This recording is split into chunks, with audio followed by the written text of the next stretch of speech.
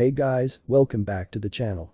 This is a story about what if Sasuke and Sakura abandon Naruto Chunin exams. Before I start, please support for more amazing content and do consider subscribing to my channel and share this video with your friends. This is written by Lightning King and link in description and support writer. Let's start the video. Chapter 1. Next day. Man. Lunch sure was good today. Naruto yelled out. Thanks old man. Your ramen always hits the spot. Naruto said while laughing. Naruto left his money on the bar and walked out of the ramen stand. Walking down the street, Naruto decided to go see if he could find his teammates. After over an hour of fruitless searching, he was starting to get annoyed. Naruto had checked Sasuke's and Sakura's houses, and neither was there. He had checked their typical training ground and even a couple of restaurants. He couldn't find them anywhere. He finally got lucky and spotted Kakashi-sensei walking down the street, book in hand of course. Hey, Kakashi-sensei. Naruto yelled out. Kakashi looked up to see his most unpredictable genin running towards him. Kakashi sighed as that meant he would have to stop reading his icha, and he had just got done with that mission too. Kakashi-sensei, have you seen Sakura-chan or Sasuke? I mean I already checked their houses and everything. Sakura-chan's mother even said that she hadn't shown up last night. What if something happened? Naruto exclaimed when he got in front of his sensei. Kakashi started giggling perversely as his mind went into overdrive at the information his genin just told him. Maybe Sasuke finally decided to sample the offering, he thought lewdly. Unfortunately for Kakashi's fantasies, he remembered Orochimaru's parting words to him. Sasuke-kun will come to me. He will come seeking power. Slightly concerned but still hoping for a perverted ending, Kakashi decided to check at a couple of discreet places to see if he could round up his missing students. First he had to deal with his other student who seemed to be jumping around everywhere. Oh yay, I have been silent for like 2 minutes. That is way too long for Naruto to sit still. Kakashi thought with a sweat drop. Don't worry, Naruto. I will go search for them right away. Though, you might not like the outcome. With those wise words of forewarning, Kakashi went off to hopefully find his two genin. Naruto looked at his sensei's back in confusion. What the hell did that mean? Shaking his head at his strange sensei, Naruto went off to continue his search. There were still some places he had not checked yet after all. Hours later, Kakashi was starting to get extremely worried. Worried enough to go to Tsunade to find his missing students. He had searched hours without a sign of them anywhere. No one reported to having seen them since yesterday. As Naruto had said, Sakura's mother said that Sakura hadn't even come home last night. What really worried him though was that some of Sasuke's things were missing from his house. Kakashi knew that couldn't be good. Tsunade-sama. Kakashi said when he came before his leader. I believe it pertinent to send out shinobi to look for Sasuke Uchiha and Sakura Haruno. Both seem to be missing with no one knowing of their whereabouts since yesterday. I have also confirmed that some of Sasuke's things are missing from his house. I believe the worst. Kakashi said with despair. Tsunade was slightly shocked. She knew that Orochimaru had gotten his grip on the Uchiha's mind, but she didn't have a clue why a girl like Sakura would be with them. She almost thought they were off on a tryst, but Kakashi wouldn't have come in without ruling that possibility out. She pondered for a moment before making a decision. Kakashi. Take Chunin Shikamaru and Genin Naruto and search along the route to the land of rice. If they really have left then we are way behind on getting them back. I want you gone in no less than 20 minutes.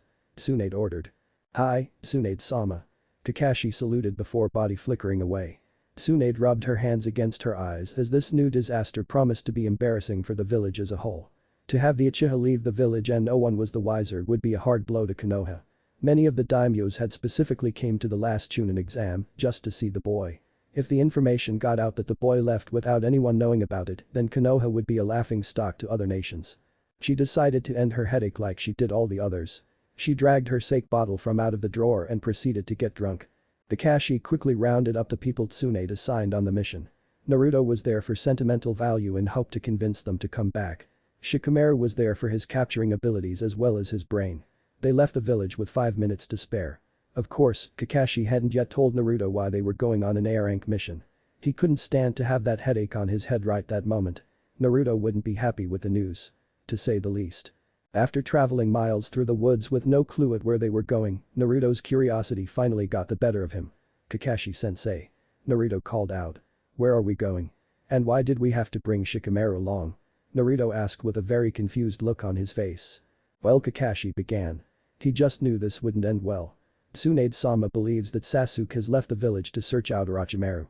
Our mission is to try and retrieve him. The only problem is that we are hours if not a full day behind. Shikamaru is along with us because of his family's unique jutsu that will allow us to capture Sasuke if we happen to run into him. Kakashi yelled out to a Naruto who was dropping farther and farther back.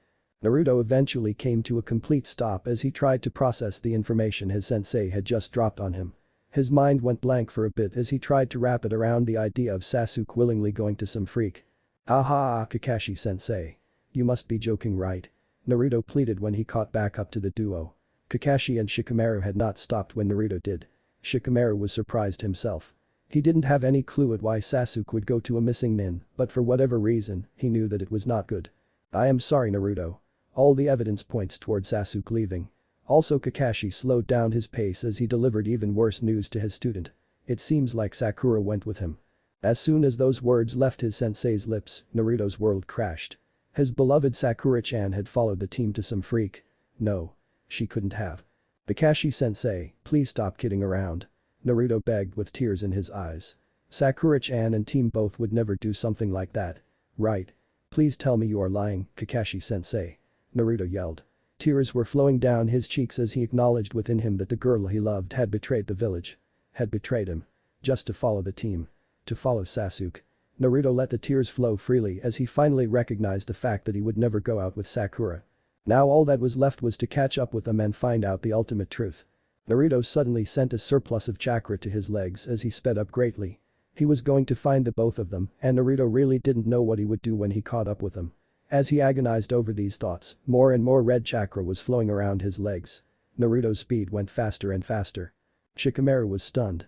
To find out Sasuke had left the village was bad enough, but to find out that Sakura left with him. And they both went over to a missing nin from Konoha. If he heard that story on the street, he would laugh it off as a good joke. This situation was utterly ridiculous. Shikamaru couldn't wrap his head around the fact that Sakura was that enamored of Sasuke. The dude was a breeding bastard who hardly ever said a word. How any girl could betray everything they ever stood for that was beyond his understanding. "Naruto, slow down. We are setting a fast pace anyway. You don't need to burn extra chakra to go even faster and leave us both behind." Kakashi yelled out.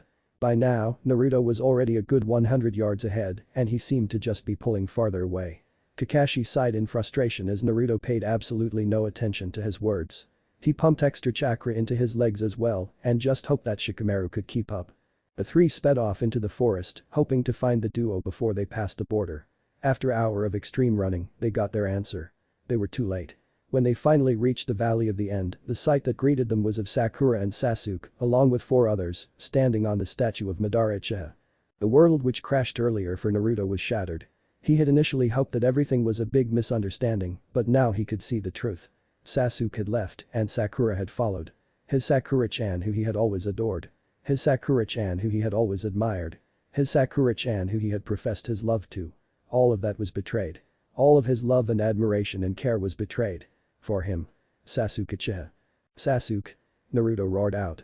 And it was a magnificent roar. Backed by the Kyuubi's chakra, what would normally be a loud yell was turned into the roar of a beast. An angry beast that wanted only one thing. Revenge. Sasuke and Sakura looked back the way they had come in surprise. What confronted them was not an animal like they had first thought, but their sensei and teammate. Raising his eyebrow, Sasuke gave a condescending smirk at what he already considered his past. He was already beyond the losers of Konoha and he wouldn't let them take him back. He finally had the opportunity he had always wanted. He could finally achieve the power to kill his brother. "Shouldn't you losers be back in Konoha chasing a kitten or something?" Sasuke asked condescendingly. Sakura, at his side, really just wanted to leave as she wasn't 100% comfortable with leaving the village yet. That feeling had only been reinforced when she met the escort for their trip. They had thrown a lot of scorn at her for being useless. Sakura's eyes narrowed though at the thought of her Sasuke-kun. She would get strong. She would surpass everybody except Sasuke. She would be useful to her love. "Sasuke, Sakura, get your freaking asses back here now." Naruto yelled out with rage. Shikamaru was slightly surprised. He had never seen Naruto this mad. He was kinda expecting Naruto to start either frothing at the mouth or just rush in and attack. Naruto must be really shaken up to be this mad. I wonder though what is with that red chakra that keeps gathering around him. The dope thinks to order me around. As if. Sasuke yelled. I can finally get what I have always wanted. With Orochimaru's aid, I will finally get the power to destroy my brother. I will finally actually move forward instead of that stupid crawl I was moving at in Konoha. Sasuke ranted. I mean look. I started out so much stronger than you, but you kept getting stronger and stronger while I gained nothing. Not anymore. I will finally gain the strength that has always been my right. And no one will stand in my way, Naruto. No one. Kakashi's eyes widened at the rant of his student. He winced in pain at the message, but he was honestly surprised at just how bad the boy had gotten. Konoha should have actually done something for the boy instead of the Sandame's it will take care of itself plan. Hindsight showed that that was the worst possible plan the village could have taken. Leaving Sasuke to himself after the massacre only ended up pushing him away from Konoha. Sasuke. Kakashi called out. He had to try even if he thought it would be hopeless. I am sure the Hokage can forgive you and Sakura if you come back now. If you continue attempting to leave though, I cannot guarantee what will happen. Kakashi warned. He really hoped that the two would give up without a fight, but he seriously doubted it would happen. The four with them also gave him pause. Orochimaru would only have sent his best. It also didn't help that Orochimaru's people looked perfectly rested, while Shikamaru was probably almost out of chakra from the forced run here. Oh, tell your precious Hokage that we probably won't meet again. I am following my own path now, not Konoha's. Sakura has elected to join me. Any last words to our past, Sakura? Sasuke asked to his teammate. Sakura looked at the two people she had come to finally care about. She then looked to Sasuke who was her only love. She had told him she would do anything. She was going to follow that promise to the end. Kakashi, Naruto Baka. Sakura yelled out. This actually feels pretty good. I never knew talking down to people that had authoritative privileges over you at one point in life was so much fun. I am going to become powerful as well. Next time we meet, if we do, Sasuke won't be the only powerful person. I will be a shinobi that will put fear into the hearts of others through my mere presence. Later, losers. Sasuke had to laugh at the looks on everyone's faces. He knew that he made the right call in bringing Sakura along. She was totally devoted to him and she was totally devoted to strength. She could become a real asset later when he hunted his brother. She also had an unique way with words. All six suddenly left the statue they had been standing on and disappeared into Rice Country. Shikamaru saw Naruto fall to his knees as the boy started sobbing. Then Kakashi came behind him and put his hand on Naruto's shoulder. Shikamaru could make out what appeared to be tears flowing from his eyes as well. The team was torn beyond all recognition. The last words between people who had become almost family were words of hate and scorn. Kakashi, who had problems in his past, and Naruto, who had problems throughout his life, were both left reeling as their bonds with Sakura and Sasuke were broken so easily by the duo. All the teamwork principles Kakashi had taught, abandoned. All the camaraderie between them, broken. Naruto and Kakashi's world, shattered. They left the Valley of the End broken. What would come from this breaking would alter everything. Shikamaru could only look on at his friend's pain because ultimately, they had arrived too late. Sasuke and Sakura were already gone from Konoha territory and they had already torn Konoha from their hearts. Chapter 2. Moping and leaving. A week had passed since Sasuke and Sakura had left. A week of laying in bed and thinking of all the things they had done together. Reflecting on where it had all gone wrong. Naruto was glad of the food baskets that were left at his door by Shikamaru and Shoji, or he honestly might not have eaten at all. Naruto was trying to literally rethink his whole life because, obviously, he had done something wrong. The one thing that Naruto had absolutely concluded was that he was too weak. He had to get stronger. Naruto didn't really understand what he was going to do, but the second thing he concluded was that he was going to beat the shit out of Sasuke and Sakura. Whether he would attempt to bring them back to Konoha was very questionable. The thought of just killing them actually crossed his mind. If anyone knew that Naruto thought of killing someone, they would immediately laugh. They would say that Naruto doesn't even know what killing meant. They would be dead wrong. The shattering of his world and the breaking of everything he thought he knew had really changed Naruto. The personal betrayal of Sakura to follow Sasuke, Naruto's teeth started grinding at just the thought of it. Really put the betrayal of the village by both of them into perspective. The girl he loved spat on him. It was as easy as that. She had not only spat on him, but she had spat on her parents, friends, and every soul that depended her inside of Konoha. Sasuke had done the same. Ninja were supposed to protect their village and the citizens of said village. Ninja were supposed to protect their fellow ninja. Ninja were supposed to protect the lives of the innocent. Sakura and Sasuke ignored all of that to go to a freak who had been caught killing and experimenting on the people he was supposed to protect. After this realization on the third day in his room, the duo's betrayal hurt all the more for Naruto. Naruto was trying to put the pieces back together on his life. After they had arrived back in Konoha a week ago, they had gone to report their findings to the Hokage. She expressed her sympathy to both remaining members of Team 7 and gave them a couple of weeks off. She had ordered Shikamaru to tell the other genin the news. Shikamaru had told him of how the others acted when he came to deliver a food basket on one of the days. The Rookie 7 were devastated. Ino supposedly hadn't been left her room in days, much like Naruto himself. The others were despondent. They couldn't believe that people they considered their friends had left to join the same person who had just invaded Konoha. It was despicable. The duo totally ignored all the people crying and hurting from dead mothers, dead fathers, dead siblings, and a dead Hokage. Naruto had already heard that Kiba had thrown himself into training. The dog boy was already determined to make sure Sasuke fell by his hands. Naruto had also heard from Shikamaru that the shinobi of Konoha were pissed. The boy that many had put their hopes in to erase the stain of having an entire clan wiped out by one person by killing that one person had gone rogue. It left many people with bad tastes in their mouths. It only got worse when they found out that he had betrayed Konoha for Orochimaru. Naruto found it somewhat funny that people were now calling the Uchiha, as a whole, a cursed clan. They said that nothing good came out of the clan and were glad it was gone from Konoha. Naruto figured that it was mostly bitterness talking, but it was still ironic to hear. On the 8th day back in Konoha, Naruto finally left his apartment. The first place he went to was Ichiraku's ramen. He definitely needed his comfort food at a time like this. Walking the streets to the ramen stand, Naruto got the feeling that something was different within the populace of Konoha. He just couldn't put his finger on it though. He banished it from his mind when he arrived at the ramen stand. Going in and sitting quietly wasn't his usual style, but he couldn't work up the enthusiasm to put on a big smile for the owner. Naruto quietly told AM to keep the bowls coming. He was in the mood for a binge. After his 7th bowl of ramen, a small smile appeared on his face. After his 10th, the smile grew larger. After his 13th and last bowl, the smile was at its usual wattage, as Naruto had shoved all thoughts of Sasuke and Sakura from his mind to enjoy the greatness of ramen. Naruto pondered thoughtfully that ramen could easily be used in torture. Deny people ramen, and they would flock to tell all they knew. What Naruto himself didn't realize was just how much damage the betrayal of the duo had left on his mind. He was thinking of using ramen in torture for God's sake. The thought of killing the duo was also very prevalent in his thoughts. Naruto passed all this up as just a common occurrence, but was it really? Leaving the ramen stand, Naruto ran into the one man he had wanted to find. Leaning against a pole that helped support the stand was Jiraiya, one of the members of the Sannin. Said to equal, if not surpass, Orochimaru. Naruto knew that if he ever wanted to take on Sasuke or Sakura, he would need the teachings of someone powerful. Jiraiya was that guy. Iro Sennin. Naruto said softly when he stopped in front of the man. Please. Please take me on as your apprentice. Teach me, please. Naruto asked with all the courtesy he could muster. Jiraiya looked at the young boy who had been a loudmouth just a couple weeks ago. Now Jiraiya did not know what way Naruto would go. It seemed that the betrayal of his friends had done what war could not. It had changed him. Jiraiya wondered if Naruto would ever smile and laugh with all his heart again. Jiraiya, himself, knew what it felt like to be betrayed. It still hurt him to this day. Naruto. I know how you feel. Jiraiya started. Orochimaru was once my best friend.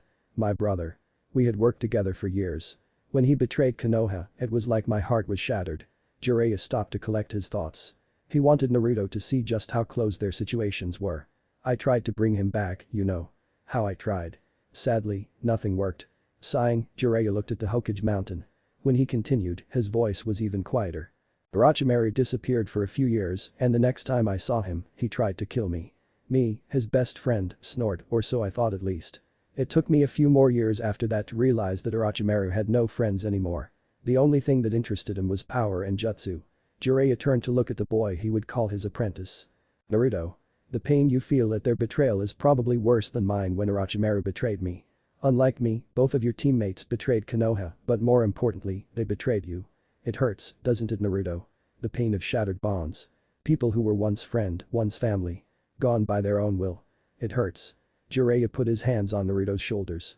He looked him directly in the eye before continuing. The question is, what will you do with that pain? Will you lash out? Will you betray others? Or will you turn that pain into power? Will you work day in and day out to become stronger? His voice gaining strength and power, Jiraiya continued with passion. Yes. You will not give in to that pain. You will not give in to that hurt. You will overcome it and you will get stronger. And stronger and stronger.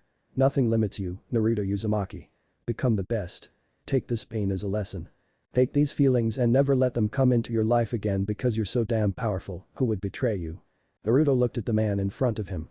Tears in his eyes, smile on his face, Naruto looked at the man in front of him. Iro Sennin, you truly are an amazing person. One day, I want to be as powerful as you. I will take your advice and I will use this experience to help me along. I will not stop and I will not let up. I will become strong. No matter what. Naruto hugged his new sensei. Hiro-senin. Thank you. Naruto whispered while giving the man the biggest smile and hug he possibly could. Jiraiya just smiled. This was truly a feeling he had been missing most of his life. The feeling of being hugged by one who could be considered a son.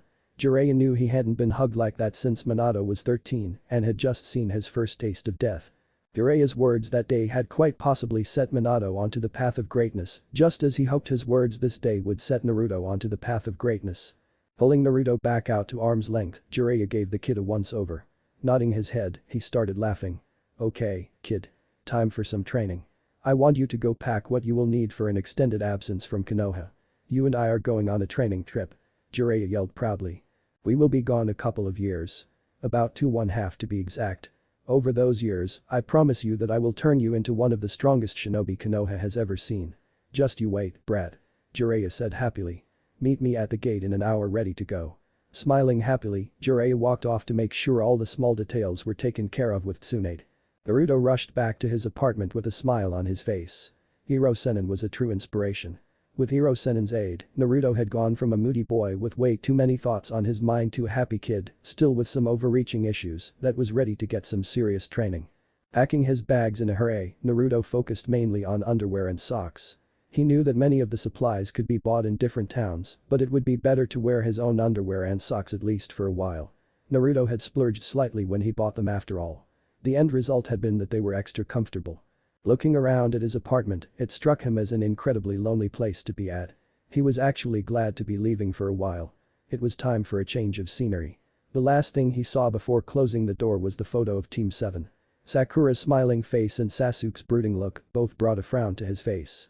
They were gone, and Naruto believed that they were never coming back. It hurt, but he would move on. He would move on. Locking the door, Naruto left his apartment. He just hoped it wouldn't be too dusty when he came back. He raced over the Ichirokas to make sure he bid them goodbye. He would miss their delicious ramen. People just didn't make ramen like Ichirokas. Something about the place seemed to just promote good taste. Boy. Old man. I came to say bye. I am going to be leaving for a couple of years, but when I come back, I will kick some serious ass. Naruto told the two with a smile.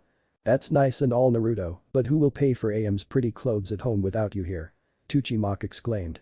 I don't see how we will ever make it without your insatiable appetite for my fine cooking. Tsuchi said with a laugh. Naruto laughed along with the old man and AM. It felt good to laugh. He hadn't really done any laughing in over a week. He waved goodbye as he jogged away. Making his way towards the gates, Naruto again felt that something was different about the citizens. Usually they seemed to ignore him or whisper behind their hands, but today was different. Naruto just couldn't really figure out how.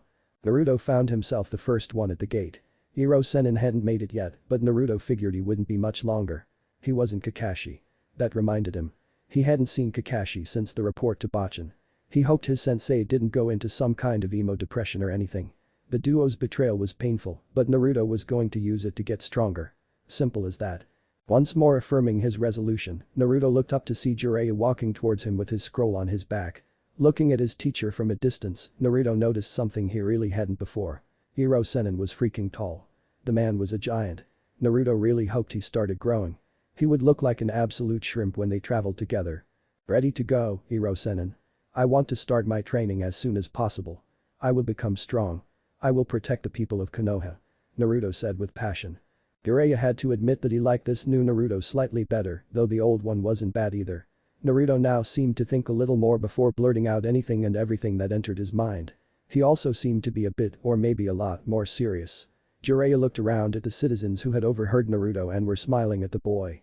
He didn't think Naruto noticed, but the boy was going to be in for a surprise when they got back.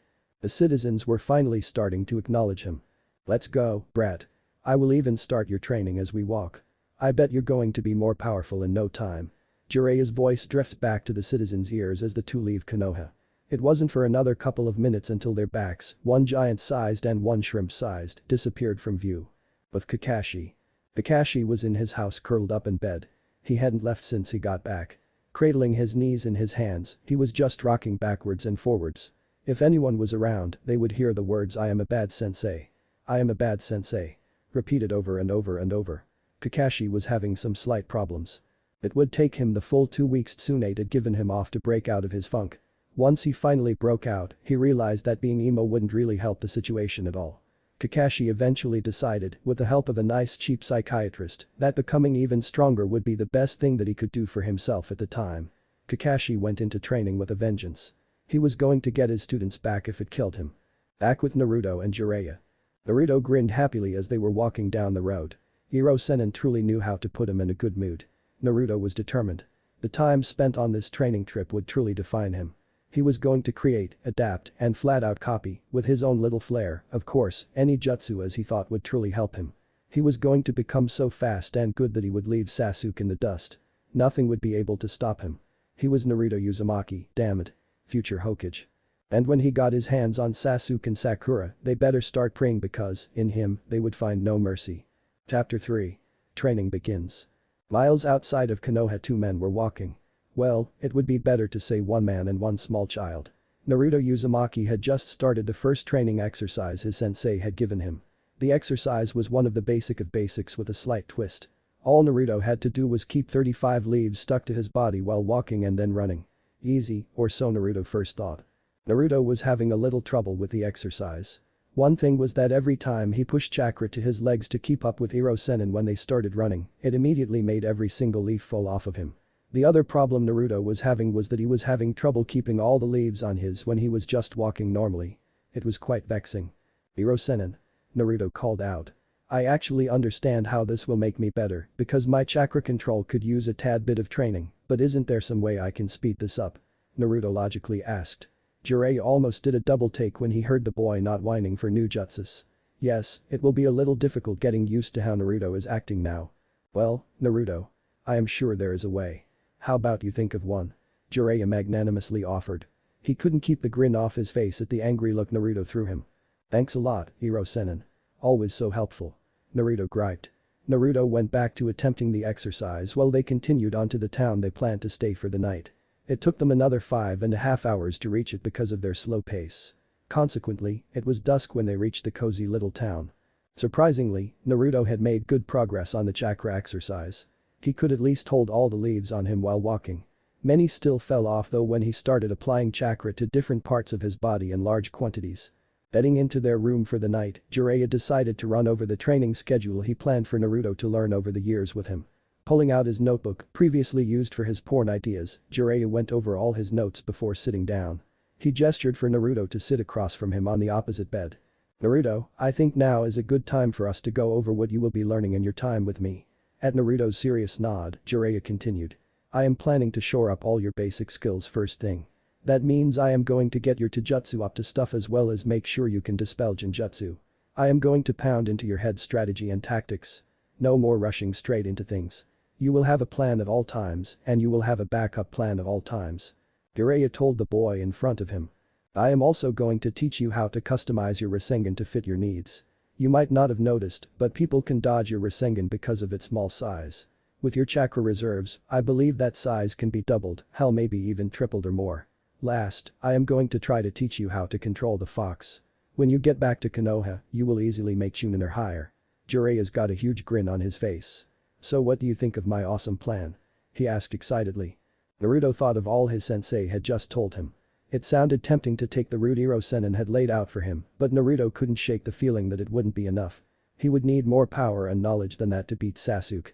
Hell, even Sakura would be getting a lot stronger. He couldn't just master the basics.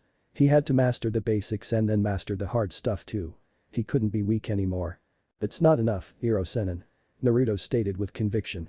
What you just told me will not be enough. Sasuke already is faster than me, plus he has all that elemental stuff. Sakura already has much better chakra control than me. They already surpass me in the things that you want to teach me. I have to push my training farther and faster than both of them combined. Naruto declared with his hands balled up at his sides. Jiraiya was quite surprised that the training plan he had worked on for a week was so quickly shot down. He was also surprised at the look in Naruto's eyes. It was a look of strength. Jiraiya had seen glimpses of that look from Naruto before, but this was the first time he had seen it so strong.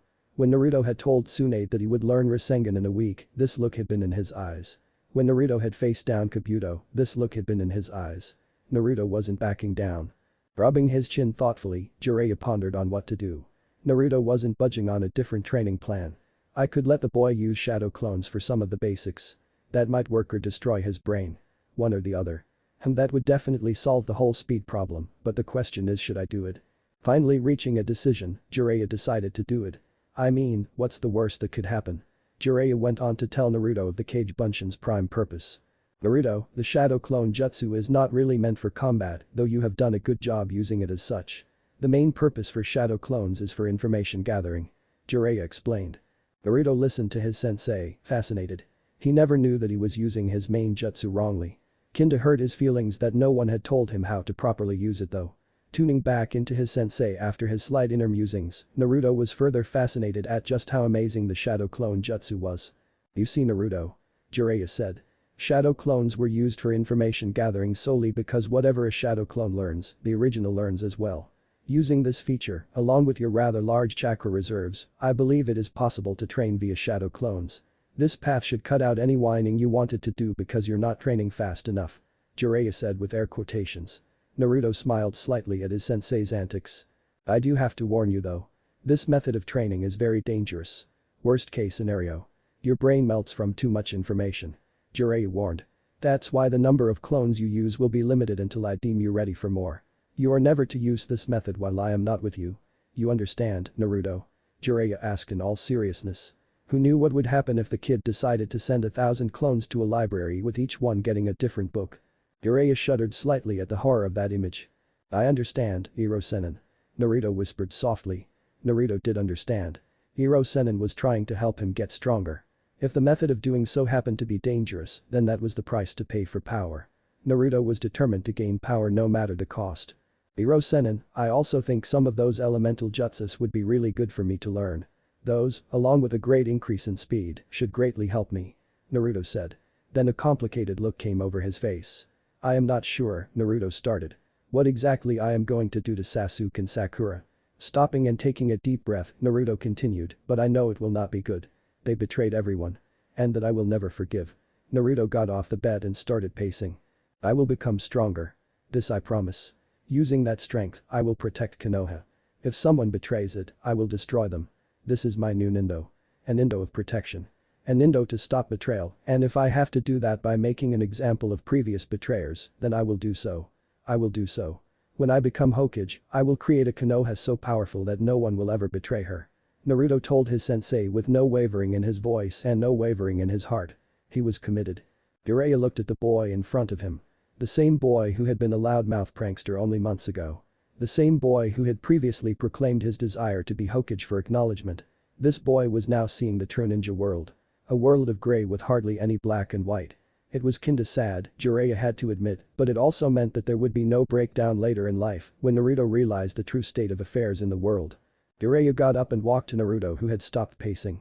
Reaching out his hand, Jiraiya patted the boy on the head and he said, I will help. No more words were needed. Both sensei and pupil were in agreement. Next day. Jiraiya had initially planned to stick around and do a little research. After last night's conversation though, he decided to really push on Naruto's training. This led to the two leaving early in the morning after a quick breakfast. Going at full speed, Jiraiya led Naruto to a little clearing that was tucked deep within Fire Country. A spot overrun by nature and quite a ways distance from any nearby town. It was a spot perfect for a few months of extreme training before going on their way again. Dropping his bags, Jiraiya said, here we are, Naruto. This is the place we will be staying for the next couple of months. I plan to have all of your elemental training as well as most of the basics covered by the time we leave this clearing. I hope you're prepared, Jiraiya said with a creepy chuckle. Because you're about to get 24/7 personal attention from a Sennin. Naruto got a slightly bad feeling at the chuckle. Iro-sennin didn't sound sane. I am sure it will be fine. I mean, what is the worst thing that could happen? Naruto's training began and he couldn't be happier. From sunup to sundown, every hour except lunch was filled with training. They finished around 6:30 every day and had dinner afterwards. The creek was used to gather water as well as for bathing. Dinner and lunch were often animals that were caught either through traps or hunting. Jiraiya made sure that the first few days were spent specifically on survival. That meant Naruto had to set up their camp, catch their food, cook their food, create bedding, and ward off predators. Easy stuff for ninja, right? Of course, Jiraiya had to add the whole keep senbon attached through chakra everywhere part. Naruto got the hang of it though. He was also glad that Iro-sennin was showing him the finer points of cooking with only field ingredients. How this leaf did that and that leaf tasted like this were only a few parts of the intricacy of field cooking. After the whole crash course on everything survival lasting 3 days, Jiraiya had Naruto summon 10 clones on the 4th morning. 2 clones were assigned each topic Jiraiya wanted to go over. One set of clones went over tactics in battle. Another set went over strategy in war times and peace. Another went over economics, while yet another went over chakra control.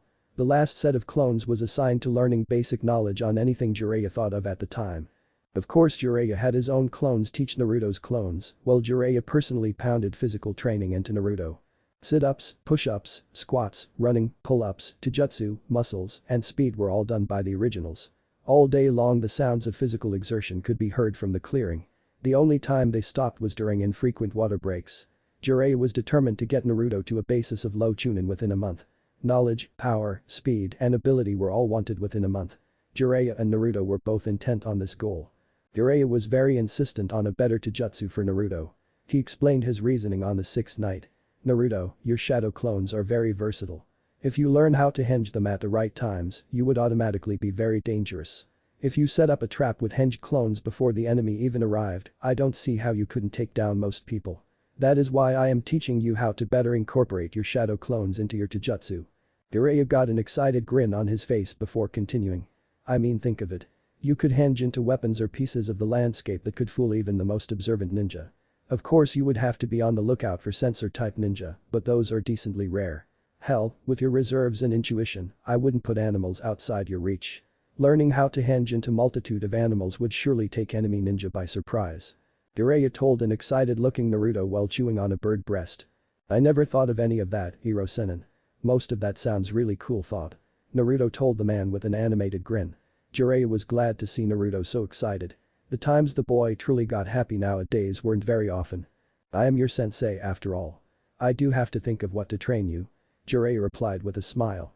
What I just listed were mainly trap purposes. You also have to consider creating shadow clones to block attacks. Creating clones to help you dodge an attack, especially in the air. Creating clones behind the enemies. I have personally seen you create hundreds of clones scattered throughout an area and some were 50 feet or more from you. By the time you leave me in a couple of years, I will have you creating one clone 50 feet away from you. I am sure that any of these applications will be very helpful in combat. Jiraiya then pointed to Naruto who was seated across the fire from him. Jutsu are nice. The more you have, usually the more versatile you are. But there are some jutsu that the deeper you dig, the more you find. Kage Bunshin is one such jutsu. Now. Jiraiya shouted while getting up. Let's get to sleep. He said with a smile. Naruto's sweat dropped at the scene. What was the point of yelling like that to just go to sleep? The month passed quickly for Naruto. All day every day was spent training. He would make breakfast in the morning, eat, summon a clone to hunt for lunch and supper, summon 10 other clones to go off with Jiraiya's clones, train with Jiraiya. This included anything from getting the crap beat out of him to just working on muscle strength, eat lunch, train more, eat dinner, sleep. It was fun. The 2nd month came along, and Jiraiya was proud to say that Naruto's physical abilities were all at least at low Chunin level. His trap abilities though Jiraiya just had to shake his head. Naruto seemed to take to traps like Uchiha did to fire jutsu. Easily. I guess it is a holdover from his pranking days. Jiraiya decided to start what he wanted to teach Naruto for the 2nd month. All that was left to do was have the kid discover his elemental affinity. Good thing I have some chakra paper for seal work or I could have been in a slight bit of trouble. Jiraiya went over to his bags which he had hardly touched since they arrived and searched through them until he got what he wanted. Pulling the chakra paper out, Jiraiya called Naruto over from finishing up his breakfast. Okay, Naruto. We are going to be doing things differently this month. I think you are around a low Chunin in physical ability. Of course, with your high jutsu level, you could probably take on high level Chunin. Using the fox, you could probably fight off Jounin. None of that is the point though. Naruto snorted at hearing that. It was really easy to get Hiro Sennin off subject. And that was with no girls in sight. Sad. What I was saying was that this month will be devoted solely to elemental affinity with some physical training as well. Jiraiya clarified. To learn your affinity, I brought you some high-quality chakra paper. Enjoy. He said with a smile. Naruto looked at his sensei for a second before shaking his head. The man could be really absent-minded at times. Does he actually think I have any clue what he is talking about? I can guess what elemental affinity is, but what are they specifically? Stupid Hiro Sennin. Hiro Sennin. You mind explaining to me just what the hell you are talking about? Naruto asked in exasperation. Jiraiya's eyes widened a little. He had completely forgotten that Naruto was still not very knowledgeable about a lot of things. Naruto's new demeanor really gave off the feeling of some intelligence. Jiraiya was already forgetting that the Naruto from a month ago had absolutely no intelligence. The Naruto in front of him was already turning into a competent shinobi. Jiraiya was quite proud. "Whoops, sorry." Jiraiya said while rubbing the back of his head in embarrassment. Elemental affinity is something that everyone has. It is either fire, water, earth, lightning, or wind. You will find it much easier to learn jutsu of your specific element. That is not to say that you can't learn other jutsu, just that it will be harder. Jiraiya then started expounding on the elements and chakra paper. You see, each element has a weakness and a strength over a different element. The chakra paper comes into the picture when a shinobi wants to learn what their element is. All you have to do is push your chakra into the paper and the paper will do one of 5 things. Fire burns, water wets, earth turns to dirt, lightning crumples, and wind cuts. Here you go. Jiraiya handed Naruto the paper he had got out. Naruto took the paper with slight trepidation. He really didn't want some weak element or fire. He had seen enough fire from Sasuke. Placing his chakra into the paper, Naruto waited for the paper to react. Dun-duh. Dun-duh. Dun-duh. His heartbeat seemed to fill his ears. Finally, the paper reacted. It was wind. Is wind good? Holding out the cut paper to Hirosenin, Naruto had to ask. Is wind any good, Hirosenin? He really hoped the answer was yes. A bad element would undoubtedly ruin his day. Jiraiya smiled at his student. He really wanted to lead Naruto along, but he figured it would be too mean. Sigh, the things I do for kids. Shakes his head. The wind element is sometimes called the battle element, so I figure that it is perfect for you. Just remember that wind cuts. That is what it does. It is your responsibility to determine what it cuts and how it cuts. Remember that in life. Naruto looked confused before nodding. He would remember the words. Jiraiya went over to one of the many trees surrounding the clearing they were in. He picked up a leaf before heading back to Naruto. Handing the leaf over, he could easily see Naruto's very confused look. Your first exercise on mastering your wind element is for you to cut this leaf using only your chakra. To do this, you are going to want to split your chakra into 2. Then grind the 2 together until they are both extremely thin and sharp. Lastly, apply that chakra to the leaf. I will allow you to summon 100 clones for this exercise. Let us hope you can get it in a week where we can move on to the second exercise. Begin. Jiraiya stated calmly before walking back over to the remains of breakfast. He decided to clean up for once. Naruto looked at his sensei before shrugging and summoning his clones. If he had a week to cut a leaf, then he would do it in 4 days. I will show everyone my power. I will move faster and farther than any other who has come before me. I will master wind manipulation to a degree that others can only dream of. I will show Hirosenin that I will surpass his expectations at every turn. Hirosenin believes in me. I will not let him down. Naruto began his wind training. Before the month was out, Naruto mastered both exercise, cutting a leaf and cutting a waterfall, and before he even knew it, 2 months had passed since the 2 had left Konoha. Chapter 4. Extra wind training and then off to the desert. They were finally leaving the little forest clearing they had stayed in for 2 months. It kinda annoyed Naruto because he felt like his training was just getting good.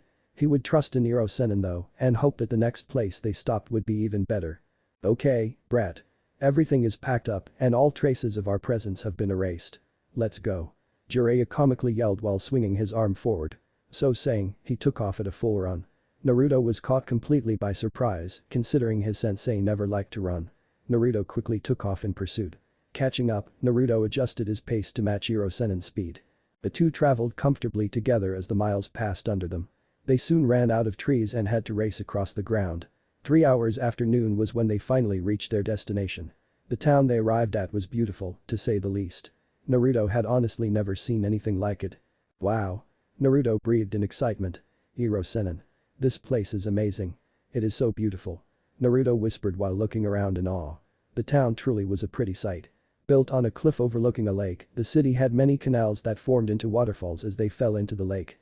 Most of the people seemed to travel by boat and the sparkle of the lake and waterfalls could be seen clearly from the entrance. It truly was a beautiful sight.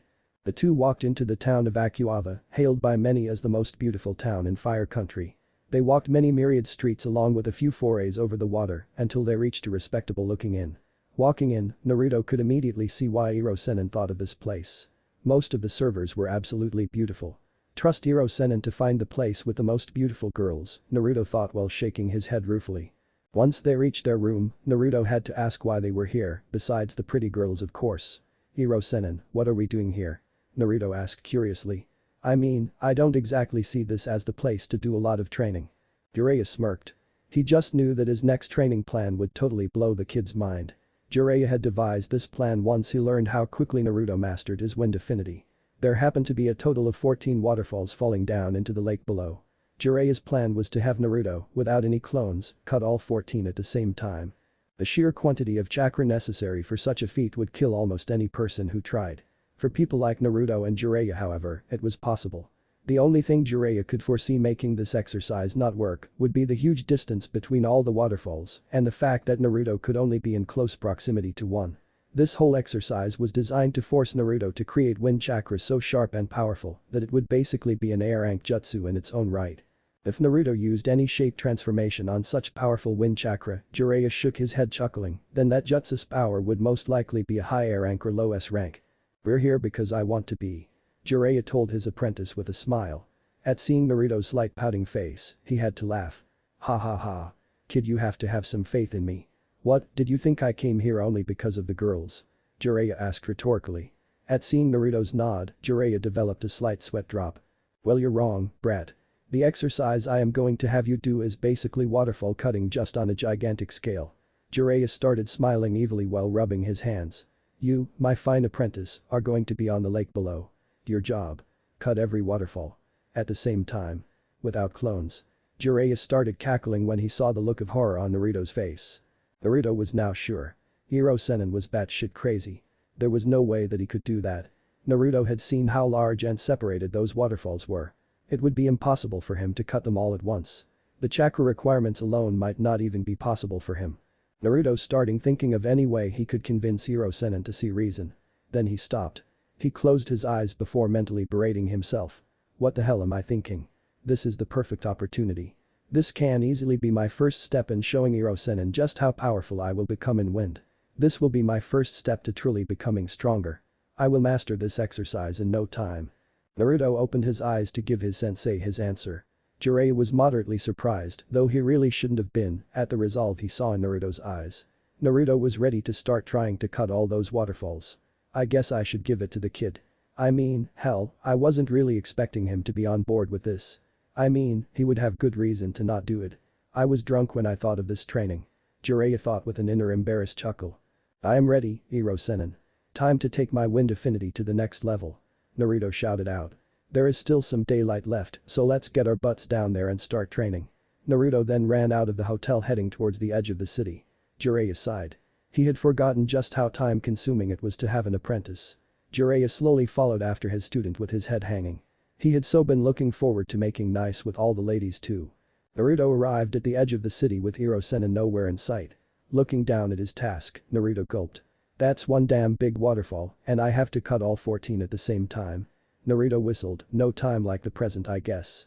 So thinking, Naruto jumped down to the water below. Cushioning his impact with chakra, he immediately sent more chakra to his feet to stay atop the water. "I guess I should summon one clone per waterfall and try to work my way down from there," Naruto mused out loud. Putting action to his words, Naruto summoned 13 clones, while he did the last one by himself. Once all the clones were in position, Naruto signaled the start of the exercise. It took only a few minutes for each clone to get warmed up and split their waterfall, but none of them could figure out how to extend their reach to include the others. Naruto sighed at seeing the result. He was just glad he had already learned how to split waterfalls, or he really would have had a hernia when Hiro-sennin had told him about this training exercise. Naruto quickly dismissed the clones when he could tell that they weren't getting anywhere on solving the problem. Taking in their experience, Naruto sat down to meditate on a way to split all waterfalls at the same time. Diminishing the number of clones until only the original remained didn't seem to be the way to go. That would only leave for Naruto himself to keep increasing the chakra and quality of his wind cutting until all waterfalls were cut. Naruto bit his tongue, perturbed. To take that path would require a long time. Shaking his head ruefully. "Well, that's why it is called a training trip, I guess." Naruto began again. This time he was by himself in front of the waterfall that was the closest to another. Summoning his chakra to his hands, Naruto began splitting it apart and then grinding it together. Satisfied that his chakra was suitably turned into wind chakra, he placed his hands before the waterfall. Naruto pushed the gathered chakra in his hands towards the waterfall. It cut through it. Keeping the chakra flowing, Naruto tried to extend the reach by gathering more chakra and turning that into wind chakra as well. Pushing past his limits, Naruto could see that his idea worked sorta. He could see that the other waterfall was cut, but barely any of it was being cut. Jiraiya looked down on his student from the top of the cliff. He had to hand it to the boy. Naruto was seriously trying to cut 14 waterfalls at once. Naruto was also finding out the difficulty of extending chakra away from the body at great distances. It didn't help that this whole exercise was just a nature manipulation with no hand signs or any other aid to help make the chakra extend farther. Everything was totally dependent on Naruto's skill with wind chakra. Jiraiya just hoped the kid could do it. Hell, Jiraiya knew that he sure couldn't do this exercise. Jiraiya watched until the sun went down. He was going to call it a day when he noticed that Naruto was basically asleep on his feet. Another, tapping his head while pondering the right word, advantage of this training was the huge chakra cost. Naruto's reserves would probably be even larger as he continued trying to get this exercise down. Naruto's control of his chakra would also be much higher after all this. It was like two birds with one stone. I am such a genius, Jiraiya congratulated himself. Naruto woke up the next morning in bed at the inn they were staying at. He had no remembrance of coming back here, so he figured that Iro-sennin must have brought him back after he collapsed from his training. Shrugging it off, Naruto ran down to get some breakfast. He couldn't wait to get back to training. Arriving in the dining room, Naruto saw that his sensei was already pigging out on the food. After observing basic manners, Naruto too began eating. Finishing as quickly as possible, Naruto was about to run out the door before Iro-sennin called him back. "Brat. Make sure to leave 10 clones here. We can't have you slacking off in other areas while you practice your wind affinity, can we?" Jiraiya asked with much enthusiasm. Naruto's eyes widened for a second until he started smiling as well. Yes, he was going to gain much skill in wind chakra, but he was also going to be getting stronger in other areas at the same time. He really loved shadow clones. 2 months 1 week later. Ah ha ha. Naruto panted. He had to smile. He had finally done it. After a full day of trying, he had finally done it. Cutting 14 waterfalls at the same time by himself. Complete. Breathing in and out deeply to catch his breath, Naruto looked to his side to see Iro-sennin walking up to him. He was clapping. "Well done, brat," Jiraiya called out. "You finally did it. I have to admit to being slightly impressed," Jiraiya praised. Naruto smiled up at his sensei. Iro-sennin didn't give out praise lightly. The man was a wonder to be around, but praise was always well deserved with him. That's why it was always a joy to be Iro-sennin's student. "Thanks, Iro-sennin. Now we can move on to my next training, right?" Naruto asked curiously. He had to admit to being glad that he could cut something like 14 waterfalls at the same time, but he wasn't exactly sure how that would help him when it came time for a real fight. "Ah, but first," Jiraiya yelled in excitement. "You have to realize what this training was for. I want you to come up with your own jutsu using the wind manipulation you just learned. You come up with the idea. I will teach you the necessary shape manipulation if it is needed. Though I should also say that the Rasengan is the ultimate shape manipulation. It is also an incomplete jutsu. If you added your wind chakra to the Rasengan," Jiraiya attempted. Naruto snorted at his sensei's obvious hinting. What Iro-sennin was mentioning wasn't a bad idea. It just wasn't what his recent training needed. Naruto knew that he had been training his wind affinity for long distances. The Rasengan wasn't a long-distance shape manipulation. He needed something new, something different. Something powerful. "Ah, that could work," Naruto thought excitedly as the perfect idea came to mind. "But it would be quite difficult and I would definitely need some harsh shape manipulation training," Naruto thought with a sour look on his face. "I could always use shadow clones for this one though," Naruto thought with a brightening outlook. That look instantly went back to dark when he realized just how many shadow clones he would need. Naruto groaned, "I can already feel all the mental pain from burst clones." "Iro-sennin," Naruto shouted out. "I have just the idea. Though I am going to need your help on learning how to do the shape manipulation right." At seeing Iro-sennin's nod, Naruto immediately headed back to town to collect their things. They would need a different environment to work on this jutsu. Jiraiya followed along with a perplexed look on his face. "When did I become the follower? I am supposed to be the sensei here," Jiraiya thought with a pout. Once they got out of town and were on the road, Jiraiya just had to know where Naruto thought he was going. For all he knew, the kid was going to walk around randomly until he spotted a nice place. "Yo, brat. Where the hell do you think you are going?" Jiraiya squawked as he saw Naruto start speeding up. Jiraiya really wasn't in the mood for running. Naruto looked back to see Iro-sennin running to catch up while scratching his butt. Naruto started choking with laughter. It was an amusing sight to be sure. Finally gaining control of his laughing, Naruto saw that Iro-sennin had caught up with him. Naruto decided to explain some of his thought process. "Well, for my idea to work, I am going to need a lot of room. It would also be best if there are no obstructions. My idea is a long-range kind of thing. Since I am using wind chakra, anything in my way will be cut. Naruto explained. Jiraiya looked at the boy in front of him with an eyebrow raised. Naruto was awfully cocky to think that whatever was in his way would be cut. Then again, if what Naruto had told him about his final solution to cutting all those waterfalls was true, then Jiraiya could possibly see Naruto cutting most anything from his path. Naruto had ultimately decided that he literally couldn't cut all 14 waterfalls at once with his current level of wind molding. That was why Naruto decided to go back to the basics of molding wind chakra. Naruto theorized that if he could make the quality of wind chakra better, it would be easier to cut everything. It turned out that the boy was right. Naruto had worked long weeks on getting his chakra to grind together to a finer and finer line until finally he unleashed his result. It was quite a disturbing scene as Naruto was using around 800 clones, all of which were sitting down and focusing only on wind manipulation. Jiraiya would have sworn that he would never, ever see Naruto Uzumaki still like that for such a long time. To see 800 of him doing it scary. Sounds like the desert would be a good place for you, Brad. What say we head to Suna? If my recent informants are right, then you will be getting quite the surprise when he arrived there. Jiraiya said with a secretive grin. Naruto narrowed his eyes as he stared down his sensei. Hirosenin wasn't talking though, so he eventually gave up trying to stare him down. It always annoyed him when Hirosenin decided to get all hush-hush.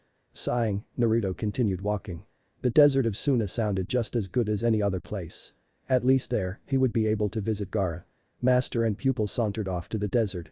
6 days later. Naruto had to concede. His idea to go to the desert, bad idea. It was freaking hot in the desert. Not only that, Naruto was definitely not wearing the right kinda clothes to be traveling in over 100 U acute heat. That was why he had already gotten rid of the upper part of his orange jumpsuit.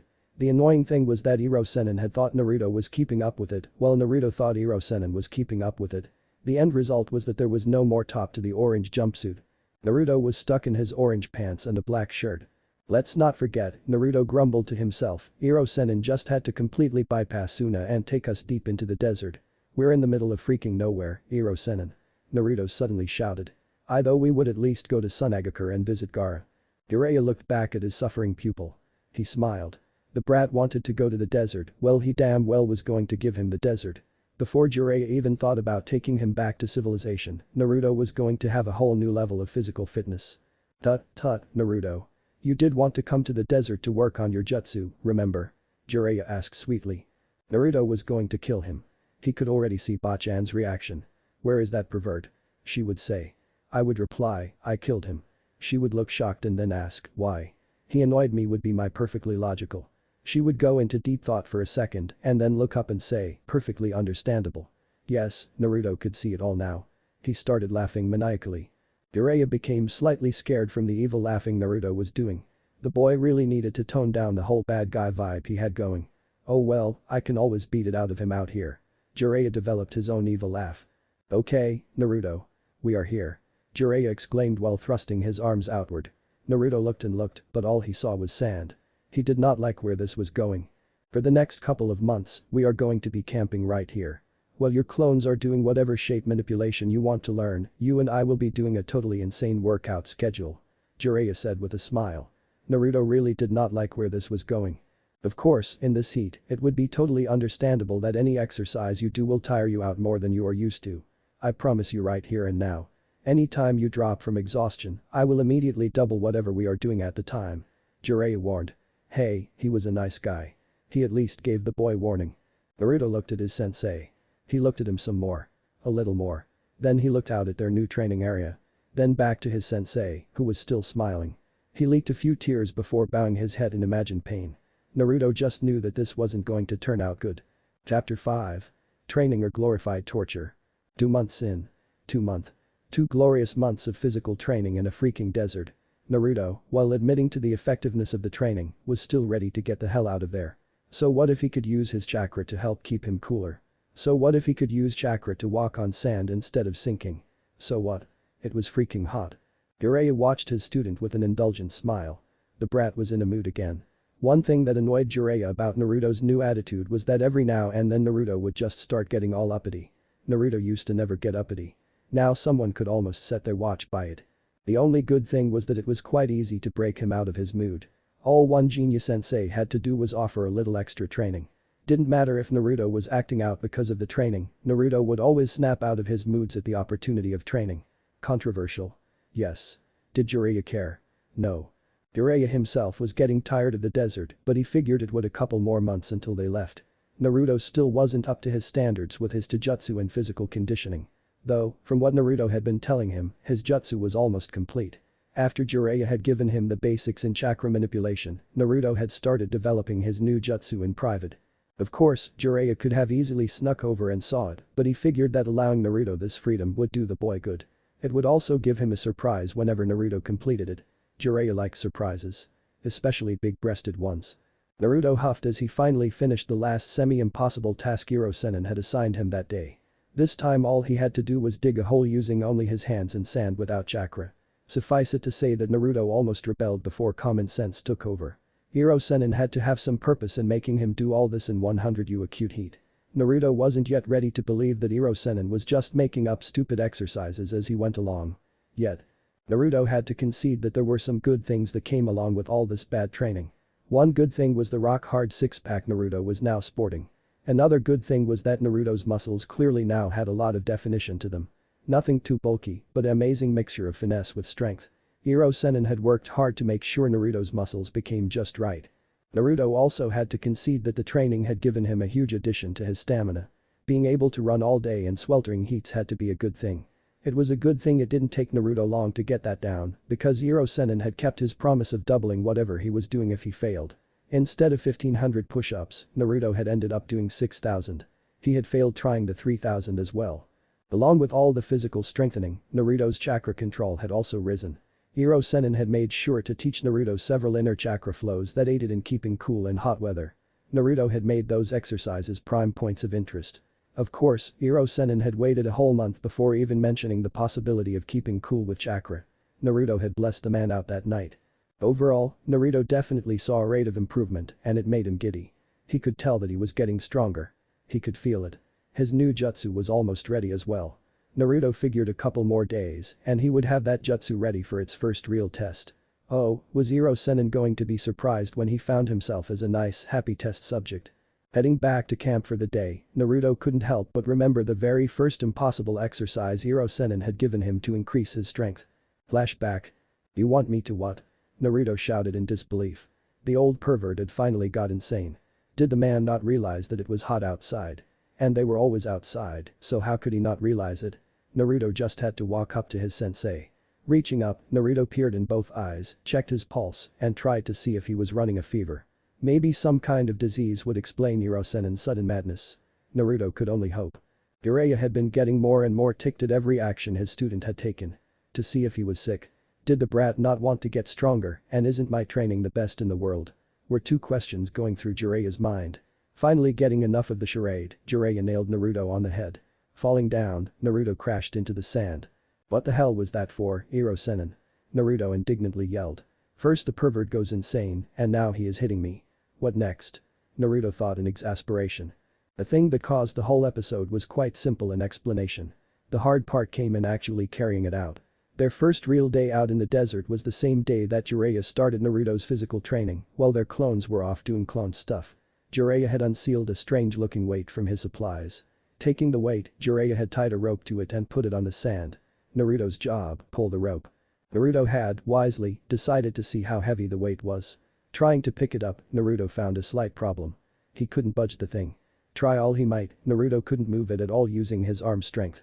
After finally giving up after his 16th attempt, Naruto had looked over to see Sennin laughing at his efforts. That wasn't very nice of him. Come on, brat. The thing doesn't weigh that much. All you have to do is drag it through the sand in a lap formation. I already drew out the lap size for you. Aren't I a nice sensei?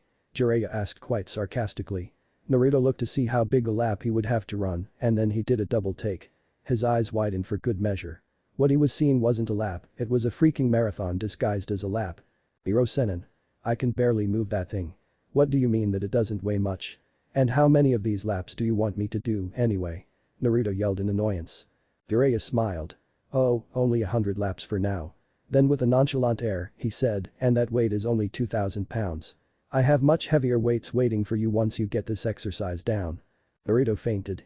He awoke after only a few seconds, but the sheer audacity of Sennin's training plan shocked him too much. Naruto now knew that he was going to die out here. Sennin had gone crazy and was trying to kill him. That's the only thing that made sense. Oh, and no chakra whatsoever. This is all you kid. Now get to running. Jiraiya yelled out with a light slap to Naruto's back. Naruto turned around to look at his sensei. Jiraiya could easily see the desire to kill him in those blue eyes. He chuckled. "I, Hirosenin. Just die." Naruto ground out. "Wants me to carry thousands of pounds, sliding through sand. Without chakra." Naruto grumbled. He slowly made his way to the weight to begin his torture. Then flashback. The next day dawned hot just as pretty much every day in the desert had dawned. Naruto got up, fixed breakfast, Hirosenin was too lazy, and then began training. Naruto had decided that a week's time would be enough time to fully develop his new jutsu. He couldn't wait to show it off to Hirosenin. Going through the warm-ups Hirosenin had devised, Naruto quickly picked up pace. An hour each morning had been set aside for warm-ups. They were specifically designed to make sure every single muscle was in use and ready for the strenuous use Hirosenin had waiting for them. Finishing with vigor, Naruto moved on to what came next in his daily routine, sparring. Summoning 100 clones, Naruto signaled for them to attack. This spar was another idea of Hirosenin's. The clones simulated the same conditions of being attacked by multiple enemies. Them being shadow clones, though, allowed Naruto to beat them using only one hit. The numbers more than made up for this, and Naruto always got a good workout fighting against himself. Naruto finished with the clones and went back to the camp. Sweat was running down his face as he grabbed a towel from among the bags. Looking over, he could see Hirosenin getting ready for today's training. Naruto summoned the, now 16, clones to work with Hirosenin's clones. If he wasn't mistaken, today's schedule was history, jutsu theory, chakra control, jinjutsu recognition, tactics, stealth, and the other 4 were trying to learn how to create a storage scroll. "Hirosenin, what torture do you have planned today?" Naruto called out. Jiraiya walked over to his student when he saw that the boy was through with his morning exercises. Naruto sure had come a long way from the little pipsqueak he had used to be. Now the boy was gaining confidence and muscles. Naruto was also starting to finally grow.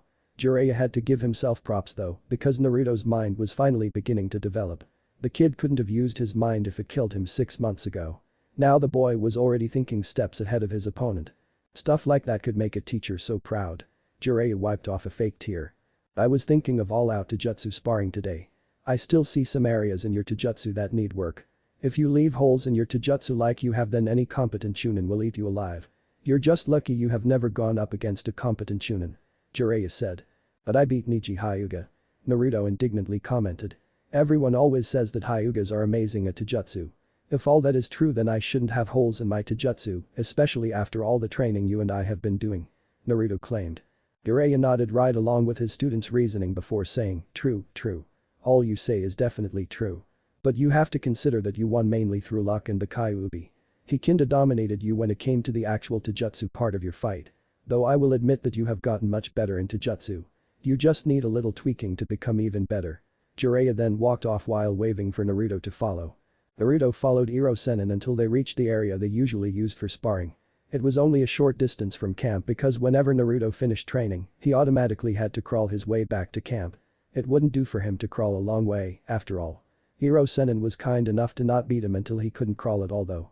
Naruto had to take his positives wherever he could when it came to training with Hirosenin. Naruto started out the fight by summoning 4 clones. The clones quickly set off against Hirosenin while Naruto stayed in the back. Each of the clones were quickly destroyed, but not before Naruto was able to tell what level his sensei was using on this fight. Hirosenin had 3 levels whenever they trained together. One was easy mode. This was the level usually reserved for learning new things about Taijutsu. The second level was oh shit level. This level usually left Naruto crawling back to camp at night. The third level was the glorious torture level. When Hirosenin fought him at that level, Naruto had almost died. It was good that Hirosenin had only fought him at that level once. Of course, Hirosenin just happened to be using that level in this fight. Giving up on his deliberations and his slight panic, Naruto rushed in while summoning more clones for quick substitutions. Jumping high in the air, Naruto started falling above Hirosenin. Summoning 2 clones, one near him while the other was slightly to the side of him, Naruto had the clone besides him throw him off his intended trajectory. The other clone grabbed Naruto from the air to throw him at Hirosenin at high speed. "Good, brat, good," Jiraiya yelled out excitedly. "Do this kind of thinking in all your fights and you will have an advantage. Just make sure to think about every move you make." Jiraiya quickly sidestepped the falling Naruto before punching the boy straight in the stomach. Hard. Spitting out blood after rolling through the sand, Naruto tried to create a new tactic. "Damn, I know there is no way I can even get close at my current level. Should I try out my new jutsu? No, it's still not ready yet and this is supposed to be taijutsu only, with clones. What should I do? Naruto narrowed his eyes in thought as he looked at his sensei. Running in a circle around Iro-sennin, Naruto analyzed his sensei from every angle. Before he could even think of a plan, Iro-sennin disappeared from his vision. Naruto realized that his sensei was about to attack him, so he ducked quickly praying that his guess right. He only realized he was wrong when he found himself on the ground from another punch to his stomach. Dry heaving, Naruto tried to stand up as it felt like his insides were collapsing. Blurg. Naruto ground out before bending over and throwing up. The sound that throw up made on the desert sand was not very appealing. Naruto managed to raise himself to one knee as he spat to clear the taste from his mouth. Iro-sennin wasn't holding much back. You need to think faster, Naruto. An enemy isn't going to give you all day to think of a plan. Jiraiya cautioned. The boy could be really good on his feet if he would just learn how to balance battle and thinking. From what Jiraiya had observed, Naruto could be really good in a fight if he was pushed to his limit.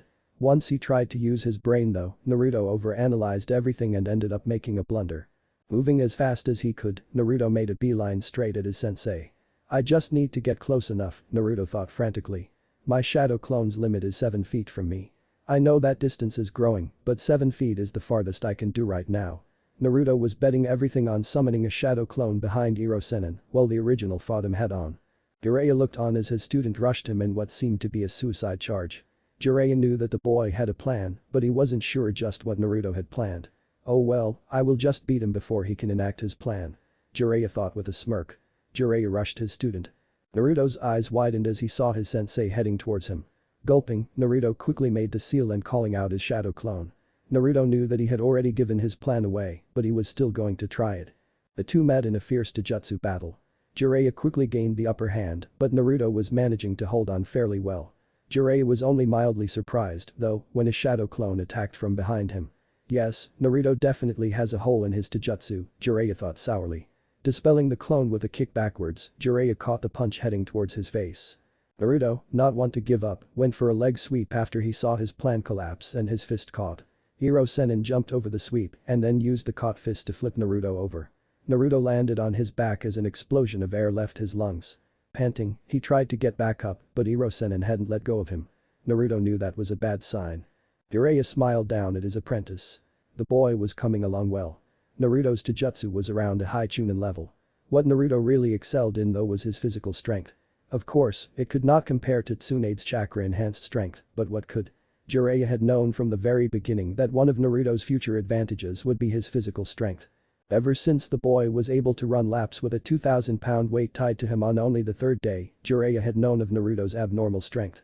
No normal person should have been able to do that. Naruto was lucky. The Kyuubi sealed inside of him, healed him. Building muscles was basically breaking down the tissues within muscles, and, when they healed, the muscles would be stronger. The Kyuubi inside of Naruto automatically healed those torn tissues much faster than nature intended for those kinds of things to heal. This resulted in Naruto's physical strength increasing at a great pace. Jiraiya hadn't exactly mentioned this information to Naruto though. It's always better to keep kids in the dark. That way they don't become too arrogant. Jiraiya thought happily. Jiraiya delivered a chakra-enhanced kick to his student's midsection. Naruto needed to learn how to deal with pain after all. Too bad, looks like I kicked him a little too hard. The poor boy has passed out with blood dripping down his chin. How sad. Jiraiya thought mockingly. After a couple minutes of unconsciousness, Jiraiya started kicking Naruto awake. They weren't very hard kicks, but most people usually don't kick kids who have just passed out awake. Thus, Naruto woke in even more pain than when he passed out. Ah. Iro-sennin, do you have to be so merciless? Naruto asked with pain lacing his voice. Naruto had to speak in a whisper because of the pain racking his body. He knew that if he didn't have the Kyuubi then he would most likely be bedridden for weeks. The fox had its uses every now and then. So, what is my hole, Iro-sennin? Naruto asked impatiently. He wanted to have that hole fixed up as soon as he could. It really annoyed him that he could be beaten so easily, even if he was fighting against a sennin. You didn't recognize it? Jiraiya asked surprised. He was sure the kid would recognize it. He had made the mistake right at the very end too. Oh, well, you need to learn how to use the cage bunshin without the hand seal. I could easily tell your plan at your last attack because I could see your hand sign. Same as when you took to the air. Your hand sign allowed me to pretty much know exactly what you were planning to do.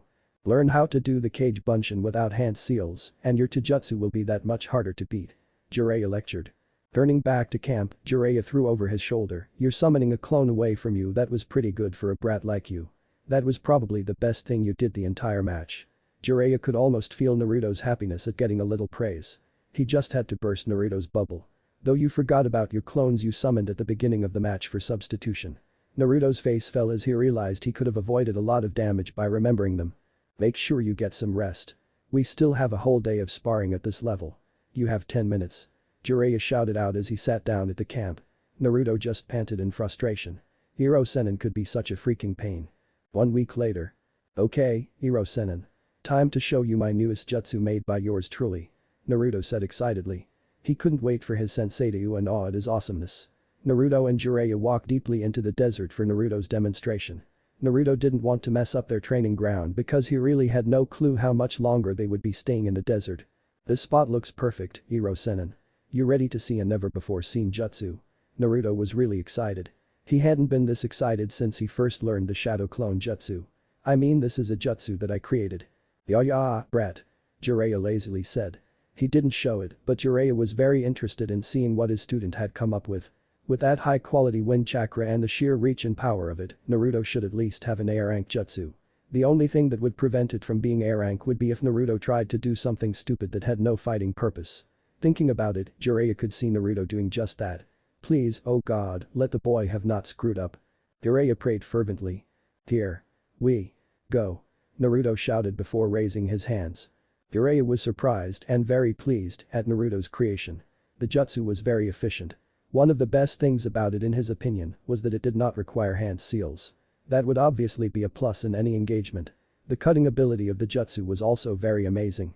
Yes, the jutsu could be very, very good. Jiraiya was proud. Good, Naruto. I admit to being amazed, no audit your jutsu creation ability. I won't call this jutsu complete just yet though," Jiraiya warned. At seeing Naruto's confused face, Jiraiya hurried to explain. "You will need to increase the numbers as well as the speed before it is complete. You have mainly focused on the cutting ability and the shape manipulation, and it is very good in those regards. Now you need to work on speed and quantity. Once you get those down, I would probably consider this jutsu a high A low S rank jutsu." "Congratulations, Naruto," Jiraiya said with a proud smile. "Yada.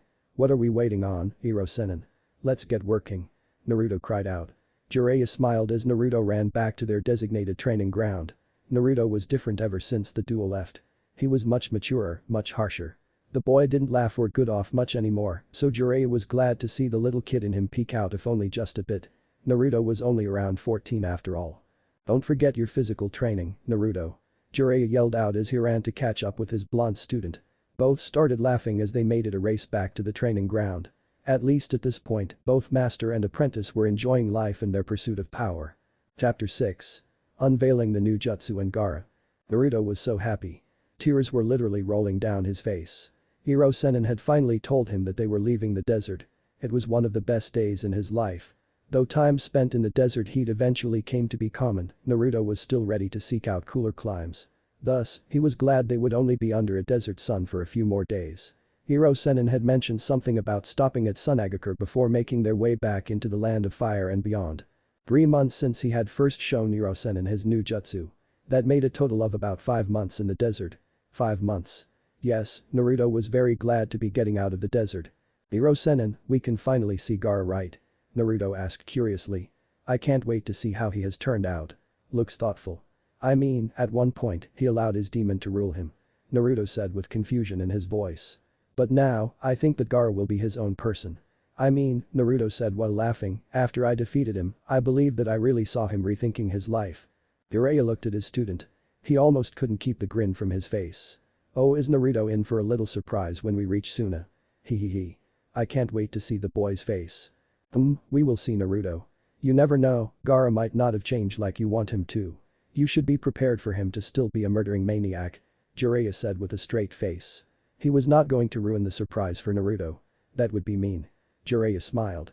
"I guess, Hiro-sennin, I guess," Naruto said sadly. Naruto didn't want to admit it, but he had to face reality. Gaara could still be the murderer he was during the Chunin exams. I hope not though. I hope that Gaara has changed, but if not. "Let's be off, brat," Jiraiya yelled out from the other side of their camp. He had started heading out while Naruto was lost in thought. Jiraiya saw Naruto look up suddenly before jogging towards him. They set out together, leaving behind their campsite of 5 months. Jiraiya knew that the sand would destroy all traces of their stay in a matter of hours. "Hiro-sennin, don't you have a spy network?" Naruto asked curiously after walking in silence for 20 minutes. Jiraiya arched an eye at his student before answering. "Yes, why do you ask? You have never seemed interested in my work before." "Well, most of the times when I think of your work is when you are doing research," Naruto said while making air quotes. Jiraiya let out a perverted chuckle at his student's gestures. "I was just wondering how you were keeping up with your spies if you are always training me," Naruto asked. "Nice observation there, brat," Jiraiya said with a smile. His godson was getting smarter every day. "I actually have a simple solution though. I issued orders to all my spies to place their reports in a certain location. I then placed a delayed summoning tag in each place that is good for 15 summons. At a certain time, those tags go off summoning a toad. The toad gets the report, leaves behind the payment, and then I summon that toad later. This way, I keep up with everything going on and I train you without any distractions." "Good plan, right?"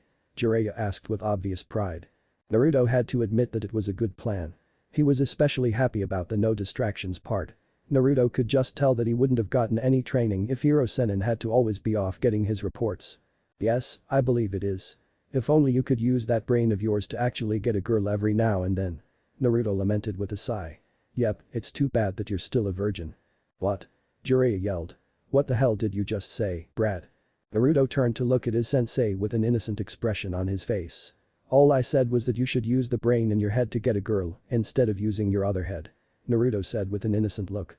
"The other thing you said, Naruto." Hiro-sennin was still yelling. Damn, the man sure can yell loudly, Naruto thought while rubbing his ears. "Oh," Naruto muttered with a light bulb going off in his head. "The part about you being a virgin?" he asked with a curiously. Jiraiya was about to kill his student. The damn boy was mocking him. Did Naruto really think that I, super pervert of the world, am still a virgin? I am a damn sennin. I am a sage. The ladies flock to me. "Boy," Jiraiya whispered dangerously. "If you so much as think that again, I will make sure to train you so hard that you won't be able to move for a week. To think that I, Jiraiya, am a virgin. The very idea is preposterous. The ladies flock to me. The girls swoon around me. I am the sage of Mount Myaboku. Jiraiya-sama." Jiraiya shouted out loudly. "I am a man who has tasted the pleasures of many women and all have come back begging for more. I am no virgin." Naruto's sweat dropped. His teacher was weird. The rest of the trip to Suna was done in silence. Reaching the village, they were stopped at a big cliff by a couple of Suna shinobi. Naruto and Jiraiya showed their papers and they were allowed into the Sunagaker. Walking through the streets of Suna was a new experience for Naruto. For one thing, he had never seen such uniform buildings. All the buildings were built exactly the same. All of them were designed for maximum efficiency as well as blending with the environment. It was kind of depressing. At least in Konoha, there was a huge difference in style throughout the village. The people in the streets were different too. Many of the smiles that the people of Konoha habitually had were not present here. The people seemed to be in a hurry everywhere and most weren't paying attention to their surroundings except for their destination. "I guess that people here are just more realistic," Naruto pondered. He made a note to ask Hiro-sennin later. Looking around, Naruto was curious at where they were headed. Hiro-sennin seemed to be going to the big round building which Naruto assumed to be the cage's place. That confused Naruto because he had thought that Konoha and Suna weren't on that level of alliance yet. Suna had helped invade Konoha less than a year ago. Now Hiro-sennin, arguably the strongest in Konoha, could waltz into the Kazukige's office. "Hiro-sennin, what are we doing here?" Naruto asked in confusion. He really didn't understand why they had even come into Suna. It seemed pointless. Of course he wanted to see Gaara, but Gaara could still be a crazy maniac. "Patience, brat. Learn it," Hiro-sennin said sharply. Taken aback, Naruto looked at his teacher in shock. That was rude. Walking through the Kazukige's building, Naruto could see a couple ninjas shadowing them. It didn't really worry him since, well, they were about to meet the Kazukige. Any village would have precautions in place just in case. Especially when someone as powerful as Hiro-sennin showed up. "Kazukige-sama, Jiraiya-sama is here with his apprentice." A secretary called into the room they were standing before. Naruto was getting slightly nervous. He was about to meet one of the, supposedly, 5 strongest ninja on the continent.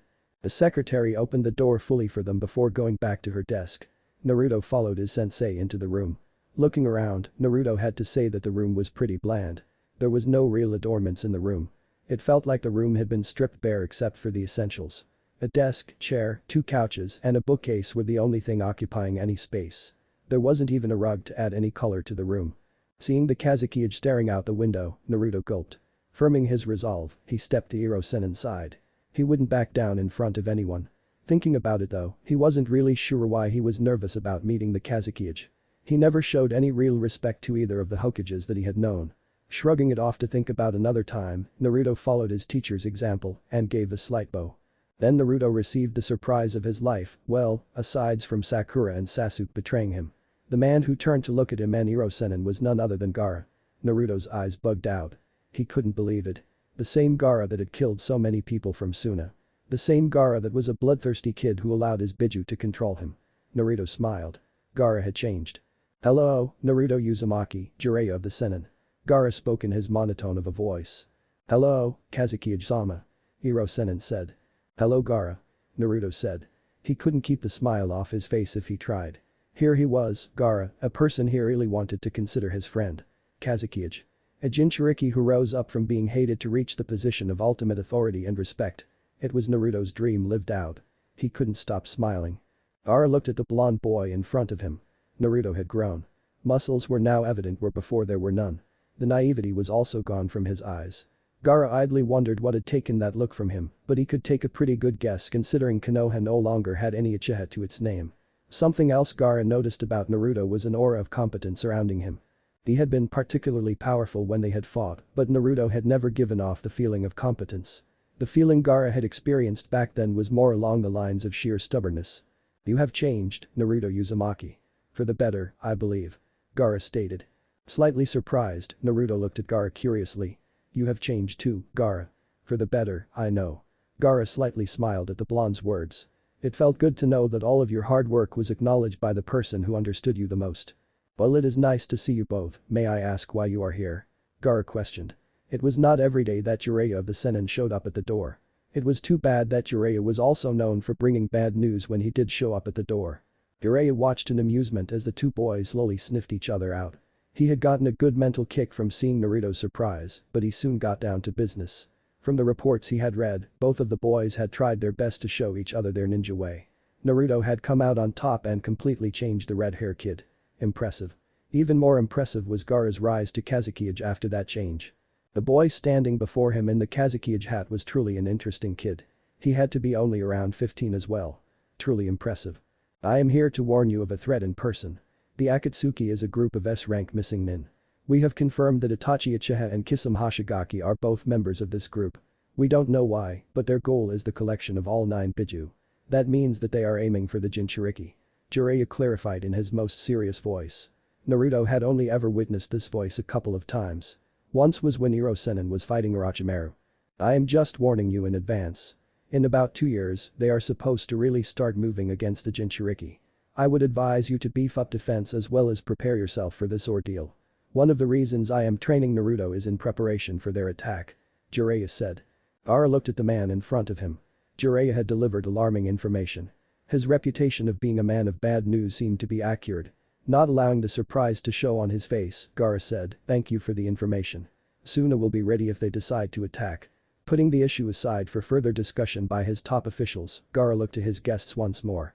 Hirosenen sighed. "Now that the serious stuff is through, let's get down to my other request. Tell me where the baths are. I need to do some research," Hirosenen loudly shouted. Naruto sighed while shaking his head. His sensei would never learn. The man could be a complete idiot whenever it came to his research. Naruto could tell Gaara was getting agitated at the man's antics just from the way the sand was swirling around him. Maybe that was just agitation from their earlier talks nah. It was all Hirosenen's fault. "Oh, before I head to the baths. I did have one question. Is there any way you can give Naruto the Kase no Yaiba Jutsu, Winged Blade?" Seeing the Kazukige's look of disapproval, Jiraiya hurried to explain. "You don't have to worry about Naruto actually using the jutsu, much, because I am hoping Naruto can convert the jutsu into his own little thing. Since I did give you that amazing information, don't you think it would be fair to give us something in return?" Jiraiya said quite playfully. Gaara looked at the idiot pervert legendary ninja in front of him. He could see Naruto Uzumaki off to the side with his face in his hands. Uzumaki was clearly embarrassed by his sensei's acts. As he should be. For Jiraiya of the Sennin to just ask for such a high-level jutsu from Suna like that. It was preposterous. The wind blade was a treasured technique of Suna. To just give it away. Gaara had to admit though to temptation. Naruto had changed his life. Naruto's light had shown him the way. Without Naruto, Gaara knew that he would have kept on killing until someone finally killed him. With Naruto's path before him, Gaara had changed. Now the village trusted him. Now the village had nominated him as Kage. Jiraiya of the Sennin had given him vital information as well. Gaara decided that a test was in order. If Naruto could defeat Baki, then Gaara would allow Baki to teach Naruto the jutsu. Basically, if Naruto wanted it, he would have to seize it. Smiling to himself, Gaara knew that his plan would show him even more of Naruto Uzumaki. Uzumaki seemed much more powerful now, and Gaara wanted to see that strength. The strength of someone who protected. Gaara wanted to see just how much it helped. Gaara became a Kage with that strength. Naruto had to become at least a Jounin-level ninja with that strength. Okay. Gaara finally said. There are certain conditions though. Jiraiya's eyes narrowed when he heard there would be conditions. Things never turned out good when there were conditions. Naruto must seize the jutsu from the one who wields it the best. Naruto must defeat my old sensei in combat. If he does, I will allow Baki to teach the jutsu to him. The fight will be tomorrow at 11. My siblings and I will be the only ones watching. It will take place at my personal training ground. My sister will meet you tomorrow at 10:30 to show you the way. Do not disappoint me, Naruto Uzumaki. Gaara said, still in his monotone while dismissing them. Naruto shuddered in excitement. If this Baki was Gaara's old sensei, that would mean the man was a Jounin. Naruto knew that he was good, but he wasn't sure if he could defeat an elite Jounin. I will just use this situation as a means to grow stronger. I will not lose this battle. I really have no clue why Iro Sennin thinks I should learn this jutsu, but I will win this. Through this battle, I will be one step closer to getting strong enough to reach my goal. Through this fight, I will get stronger. Naruto was positively giddy at the prospect of trying out his strength. Naruto smirked as he left the Kazukiyage's office. He couldn't wait to truly test his new jutsu for the first time. Iro Sennin said it was battle ready. Naruto would see if that was the truth tomorrow. Time to show the world what wind chakra could really do in the right hands. Next day. The next day came quickly for Naruto. He had spent the last night going over some strategies that he could use in the fight today. Iro Sennin hadn't been very helpful though. The man mainly suggested to not get hit by any wind jutsus. Iro Sennin had also given the okay to test out the new jutsu though. Naruto couldn't wait. Temari walked to the hotel her brother had sent her towards to pick up Jiraiya of the Sennin and his apprentice. She didn't really know why Gaara was putting on this match, but it didn't make sense to her. Why was he willing to give up such a powerful jutsu to people from Konoha? It didn't make sense. Jiraiya's apprentice is probably some arrogant bastard anyway. Gaara should have given me the opportunity to learn the K's no Yaiba over some stranger. Temari thought scathingly. She arrived at the hotel with 5 minutes to spare. Seeing no one waiting for her made her slightly annoyed. The least the two could do was come meet her at the door. Temari walked inside the hotel to the front desk. Hello, Temari said politely. Can you tell me which room Jiraiya and his apprentice are staying in? She asked. The owner of the inn was in shock. In front of her was the beautiful sister of the Kazukiyage. Of course, Temari-sama. I would be happy to. They are staying in room 34. Is there anything else I can do for you, Temari-sama? The owner asked with much flattery. Temari thanked the woman and told her that she didn't need anything else before walking away. Sometimes she really couldn't get used to the villagers' complete attitude change. Just a year ago the woman would have answered with a scared tone because people thought her brother must be with her if she was near. Now everyone was always nice and tried to do everything they could to get on her good side, where the Kazukiyage would hear of them. It was almost sickening how fickle the villagers' thoughts were. Temari arrived at the door and knocked. After waiting a few minutes, the door finally opened and Temari was surprised, to say the least. The person in front of her was none other than Naruto Uzumaki. The same boy that had defeated Gaara during the invasion. No wonder Gaara allowed him to try to gain that jutsu, Temari thought wonderingly. Naruto opened Gaara's eyes to the world. Without Naruto, Gaara would never have risen to where he is today. Naruto? Temari exclaimed. You are the student of Jiraiya of the Sennin. Naruto looked at the pretty girl in front of him. If he remembered correctly, this was Gaara's sister, Temari. She used wind jutsus during the Chunin exams. Yeah, Naruto chuckled. The old pervert has been training me for a while now. Temari, right? Naruto asked. Yeah, Temari said. She then rushed up and gave Naruto a hug. It was a big hug with her arms wrapped around him as far as they could reach. Thank you, Naruto Uzumaki. You saved my brother. Temari whispered into Naruto's ear. Naruto was shocked. He could honestly not remember getting a hug like that from a girl anywhere near his age range. Of course Bachan had hugged him good, but she was like, really old. This was a girl only a couple years older than him. He hugged her back. No problem. I am glad that Gaara changed. Naruto said with a smile. He truly was glad. It made him glad to know that a person who was so like him had changed with his words. It made him glad to know that Gaara was no longer a killer. Now, Gaara was a protector. After a couple of seconds of peaceful feelings while hugging, Jiraiya just had to break it up. He couldn't let such a great opportunity pass him by after all. Throwing his arms around both kids, Jiraiya shouted, "Yes, let us all love each other. By the power of hugs will all the world bow." Naruto couldn't help it. He started dying out laughing. Ha ha ha. The ridiculousness of his sensei was just too damn much. Hiro-senin, one day someone is really going to destroy you because of your sense of humor. The stupidest things just come out of your mouth. Naruto thought with tears coming from his eyes. Hiro-senin truly was something. Temari just looked at the man who was supposed to be one of the strongest in the world. After seeing Naruto break into what looked like painful laughter from the stupidness of his sensei, she was sure she was really starting to worry about the sanity of one of the world's strongest men. Who the hell says shit like that? Temari thought inwardly. Naruto finally calmed himself down enough to push Hiro-senin off of Temari and himself. His fellow blonde did not look amused. Hiro-senin's humor took some getting used to and medication. "Well, now that the comedy show is over, how about we get going?" Naruto loudly asked. Seeing Temari's quick nod, they both left before the pervert could get up.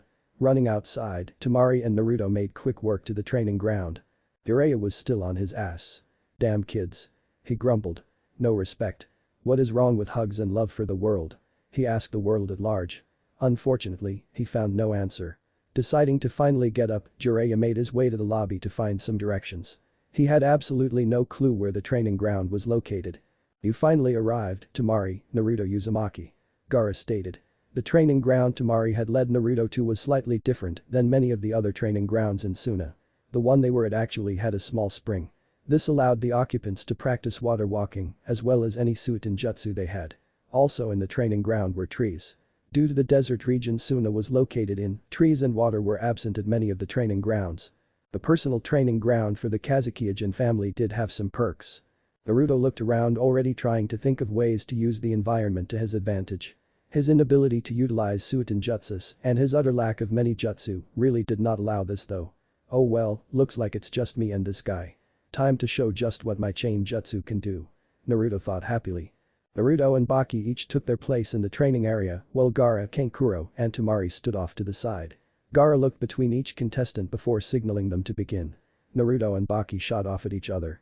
Naruto knew that someone selected to be a sensei over the Kazuki-jin's own children would be better than him. There was no doubt in his mind of that fact as he charged the older man. Baki would have the experience, speed, and jutsu library that were all better than his. Naruto knew this. That was why he did what he did. He charged straight on. Naruto's right fist was blocked by Baki's forearm. His sweep was jumped over. Baki turned his jump into a spin that aimed his elbow right at Naruto's head. Ducking quickly, Naruto responded with an uppercut to the chin. This was dodge too. Trading blows for a couple minutes quickly left Naruto with one thought. He was definitely outmatched. Baki was just better than him. Everything he did was either blocked or dodged, while Naruto himself had already taken a couple of glancing blows. Naruto did take satisfaction in the fact that none of those blows had been full-body blows. Hiro-senin's training was paying off in spades. Naruto was at least keeping up with an elite jounin. Jumping back quickly, Naruto began gathering his chakra. Baki, sensing the chakra spike, jumped back to assess the danger. Naruto smiled. The man was not going to know what hit him. Naruto raised his arm. Molding his chakra into a physical shape while grinding his chakra to the sharpest edge he could, Naruto unleashed his new jutsu. Hei's no Chen. Chain of the Winds, Naruto yelled. Out of his hand shot what Naruto liked to call pure wind chakra given form. With the color of sky blue, out of Naruto's hand came a chain of wind chakra. Link by link forged from the sharpest wind chakra Naruto could produce, the Hei's no Chen was a jutsu designed for supreme flexibility. The chain could reach great lengths as well as grow larger with more chakra. Naruto had devoted months to pure shape manipulation to be able to forge the chain, and he had spent even more time honing his ability to make it accurate and fast. The chain reached Baki with great speed. "What the hell is this?" Baki yelled out. He didn't know what it was, but he knew that it wouldn't be safe for him to touch it. Smiling slightly at the challenge before him, Baki swiftly body flickered away. Naruto Uzumaki was becoming interesting. Well, more interesting. He had defeated Gaara after all. Naruto smiled. Baki had just fallen into his plan. The jounin appeared to his right, rushing towards him at full speeds. From Naruto's extended chain came a new chain branching out from the base. Baki was only steps away from Naruto. He tried to roll away, but he was not quick enough. The chain pierced Baki's right arm. Baki's arm was now bleeding freely as he stood up and assessed the damage from the jutsu of Naruto Uzumaki. "Oh, did I forget to mention that if these chains touch you, you will be cut," Naruto said cheerily. Baki grimaced in pain. A freaking kid had just injured him. So what if Naruto was Jiraiya-sama's apprentice? The kid was only 14 or so. "Well, Naruto Uzumaki. You have gotten me interested. Care to tell me about that jutsu of yours? I have to say that I have never seen anything like it," Baki called out. Naruto smirked. "I will pass, Mr. Elite Jounin," he said.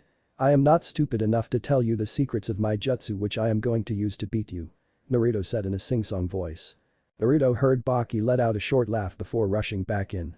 Naruto smiled in joy. He might very well be outmatched if their duel turned into a slugfest, but Naruto was going to win with his very own jutsu. He decided it was time to get serious. Bringing up his other hand, Naruto called another chain. This chain flew towards Baki, while Naruto manipulated the other chain into aiming for Baki as well. In midair from the base of Naruto's palms, many more chains spiked out around the central chains. Now racing towards the Jounin were 10 chains of concentrated wind chakra. Baki tried to sidestep using his speed, but Naruto's control erased that advantage through sheer versatility. All the chains quickly followed Baki's every move. The Jounin was now trapped. The Jounin was now cut. Chains had pierced through multiple parts of Baki's body.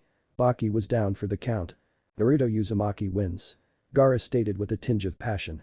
The match he had just watched had assured him of his decision. To protect one's precious people truly gave one the power to grow stronger. Stronger than any others. Gaara smiled. Himari was shocked. Her sensei had just been beaten by a kid. She could barely even touch her sensei, but someone younger than her had beaten him. Gaara could beat Baki, but he was Gaara. Following that logic, Naruto could technically beat Baki since Naruto had beaten Gaara, but still. Jiraiya smiled with pride. He had gotten to the training field in time to see the ending where Naruto pulled out multiple chains. The jutsu was something to see. Naruto might not have known it, but he had almost recreated his mother's jutsu. Naruto used wind chakra though whereas Kushina used her unique chakra abilities. Jiraiya smiled. His godson was getting stronger. As agreed, Naruto Uzumaki. Gaara said when Naruto walked up to him. Gaara had already sent Kankuro to get medical attention for Baki. The man seemed to be bleeding pretty badly. "You will be allowed to learn the K's no Yaiba. I hope you use it well," Gaara stated before walking away. Naruto figured he had cage duties or something to perform. Paperwork or something like that. Scratching his head in confusion, Naruto left the training ground with Temari talking excitedly in his ear. Jiraiya looked on with pride. Naruto was growing up. I don't really know how that fight scene turned out. Any comments will be helpful. The chain jutsu will quickly become Naruto's new bread and butter. More new jutsu will be added as this fic goes on. If anyone noticed, Baki didn't use a single jutsu and he was caught by surprise from a jutsu he had never seen before. This allowed Naruto's win. Naruto himself only has base stats of low Jounin at this point. If Baki had used jutsu, then the match might have been different. Hopefully that answers any questions anyone had. If anyone was wondering, Naruto never saw Gaara after the finals because there was never a rescue Sasuke mission because Sakura never reported Sasuke had left. So Naruto never knew that Gaara had actually changed for the better. This shows that Sakura's leaving made a bigger impact than just the obvious. As the fic goes on, Sakura's leaving will have other subtle effects as well. Though, Sakura herself will not be that strong. She will still have her own abilities that complement Sasuke's own. Chapter 7. Death all around. "Are you sure about this, Iro-senin?" Naruto asked suspiciously as he and his sensei looked down from atop a cliff at the city below. "Of course I am, brat," Iro-senin said with a grin. Naruto wasn't convinced. His sensei was acting weird again.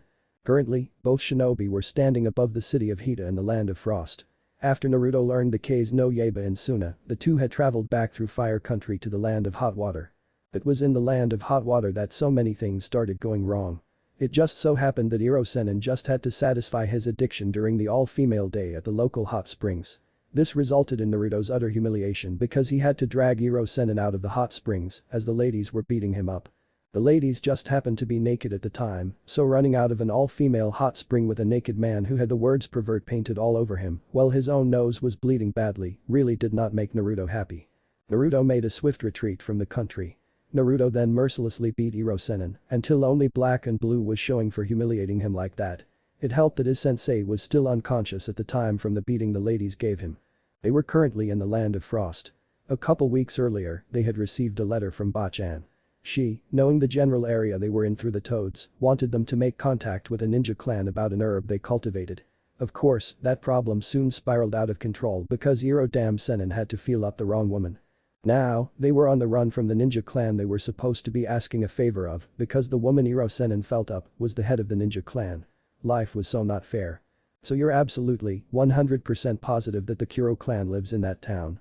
If you're wrong, it will probably mean that we will be attacked again. Naruto thought about it a few minutes before muttering. I guess that we will be attacked if we go down there anyway because of your grabby hands. It's not my fault, brat. I am a super pervert. I can't not proposition a beautiful woman if she is before me. Iro Senin cried out with perfect reasoning to him. Naruto just shook his head. His sensei was one of a kind. So what's the game plan this time, Iro Senin?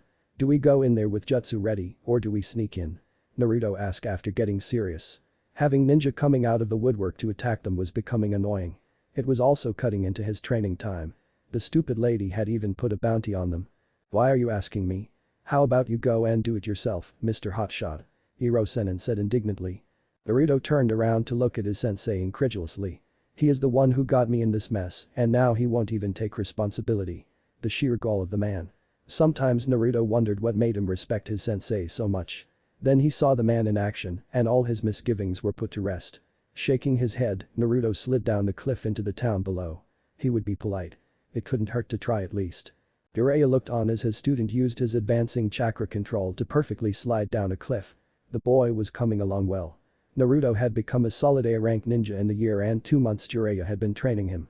Though Naruto's progress had slowed as they passed through Fire Country, Jiraiya figured that it was more because of all the stops at various towns along the way. After spending an additional 3 weeks in Wind Country for Naruto to learn the K's no Yaiba, Jiraiya had then spent another couple of months helping Naruto make the jutsu his own as they traveled through Fire Country. It seemed that Naruto had a particular talent at shape manipulation. If he could envision the jutsu, he could pretty much make it. It was a nice talent to have. Jiraiya had used even more time to boost Naruto's physical strength as well as chakra control. That was actually the real reason they were in the land of hot water in the first place. To make sure Naruto's chakra control was up to the level Jiraiya figured it should be. Jiraiya just got a little distracted by bounty and breasts placed in front of him. I mean, seriously, who could blame me? Jiraiya chuckled to himself. The monetary bounty placed upon them did give him more opportunities to train Naruto though. That was the only reason he hadn't already forced the Kuro clan head to rescind the bounty. Naruto's practical experience with his new jutsu was advancing at a timely rate. Naruto was becoming even more skilled at maneuvering his chain jutsu in actual combat situations. The boy's chain jutsu could decimate lower level enemies with ease. Wincing slightly at the memory, Jiraiya couldn't help but reflect on Naruto's first time to use it in real combat. Naruto's first kills weren't pretty. Flashback 1 month ago. It was a week after the unfortunate incident in the land of hot water. Jiraiya still had some of the bruises from that time. Too bad Naruto wouldn't give him the time to rest. Why can't the youth understand the pains of their elders? They should obey their elders, and when their elders say rest, they should listen. But do they do this? No. Jiraiya lamented. They were about to pass into the border of the land of frost. Snow was already covering the ground as they moved farther into the colder climate. Jiraiya had at least convinced his hard-headed apprentice to walk at a sedate pace instead of the faster ninja pace Naruto wanted. You can't go everywhere in a hurry after all, Jiraiya had told him. Sometimes you just have to enjoy the time spent getting there. Jiraiya slowly raised his head as he detected a chakra source coming their way. He narrowed his eyes before grunting in annoyance. Whoever was coming was weak. If they want to fight, I guess I can just leave it to Naruto. Ooh. Maybe it is a beautiful woman. Then I won't care if she is weak or not. Jiraiya thought excitedly. His hopes were crushed though when an ugly male shinobi came jumping out of the trees in front of them. Damn it. Tears were shed at his bad luck. Jiraiya quickly stifled a chuckle at seeing Naruto's look. The boy really needed to lighten up and develop a sense of humor. Naruto doesn't have to stare at me like I am crazy every time I get a little teary-eyed. I mean, I have great reasons for every time I shed a manly tear. Jiraiya snorted at his own thoughts. He then looked back up at the suicidal ninja that was still rushing them. Couldn't the man move any faster? Sighing, he decided he better get this over with. Naruto. Jiraiya called. His student's head turned to look at him. This one's all yours. Show me something good, brat. Jiraiya said with a thumbs up. Naruto grimaced slightly before moving out. Naruto started out with Taijutsu. Jiraiya just shook his head in shame. The fool couldn't keep up with his godson at all. This wasn't even a challenge to Naruto. Naruto then planted the idiot's head into the ground and it didn't seem like Naruto would be letting him up for a while.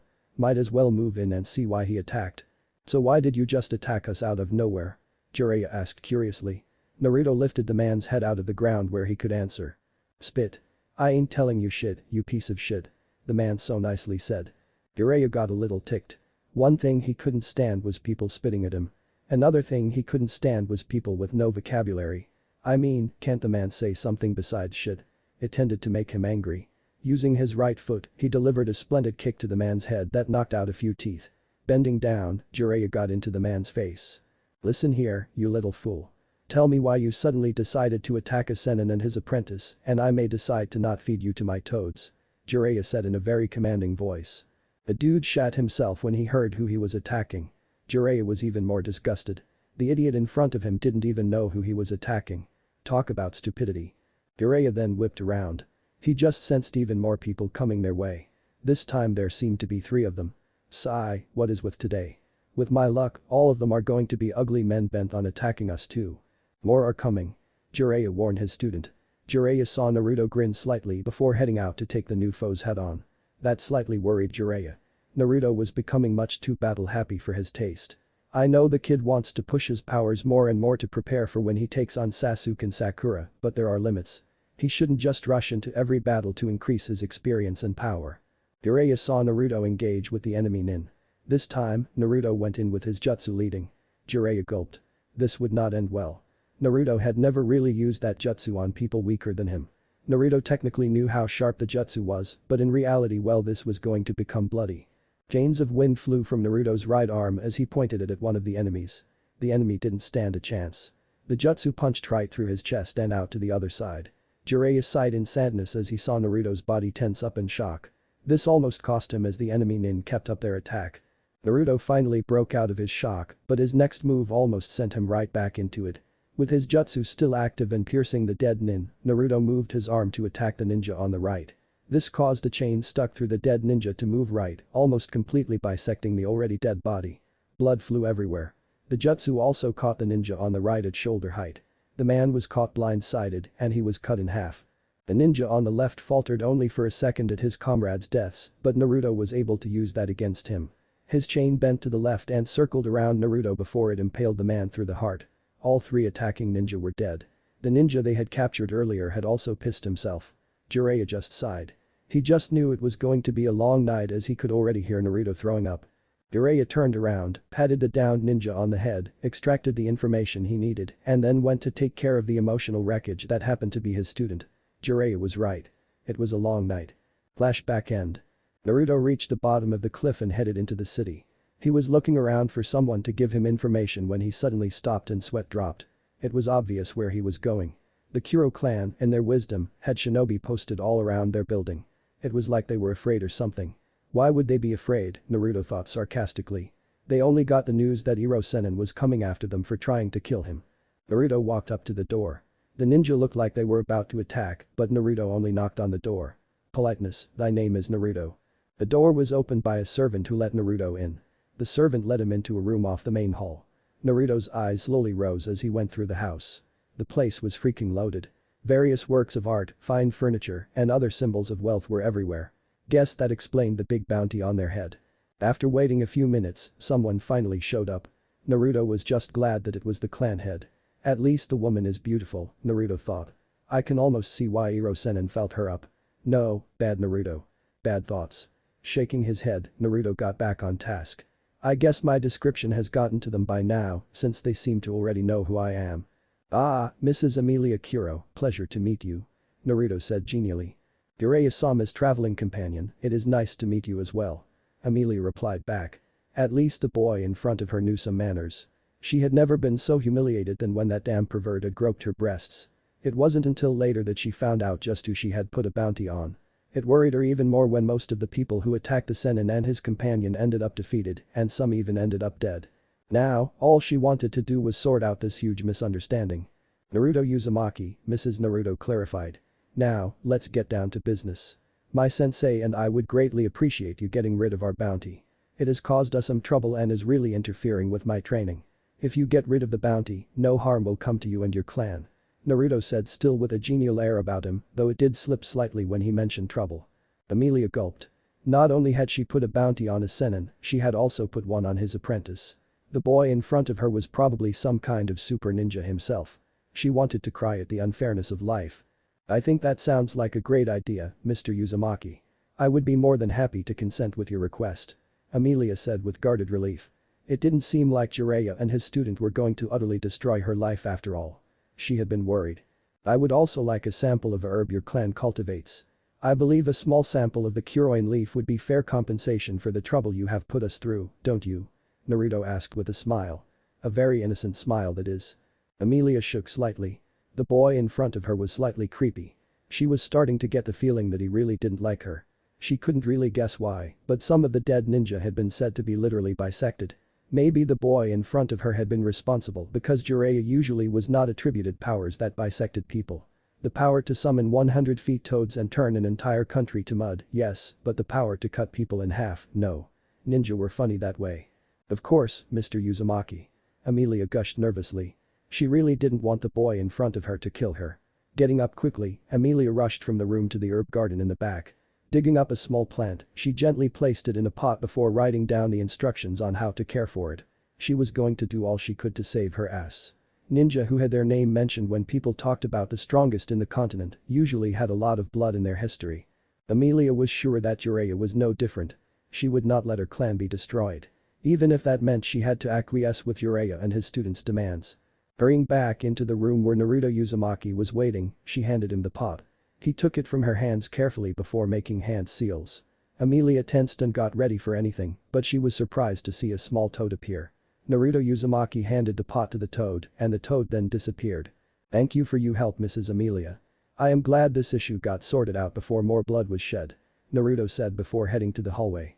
Emilia then led him to the exit from there. Stopping at the door to the outside, Emilia said. I have already signaled my clan to remove the bounty on you and your sensei. I hope you have a safe trip and remember the Kuro clan for its helpfulness. This was all just a big misunderstanding in my books. Emilia said with a strained smile. Her breast still had phantom aches from that pervert's gropes.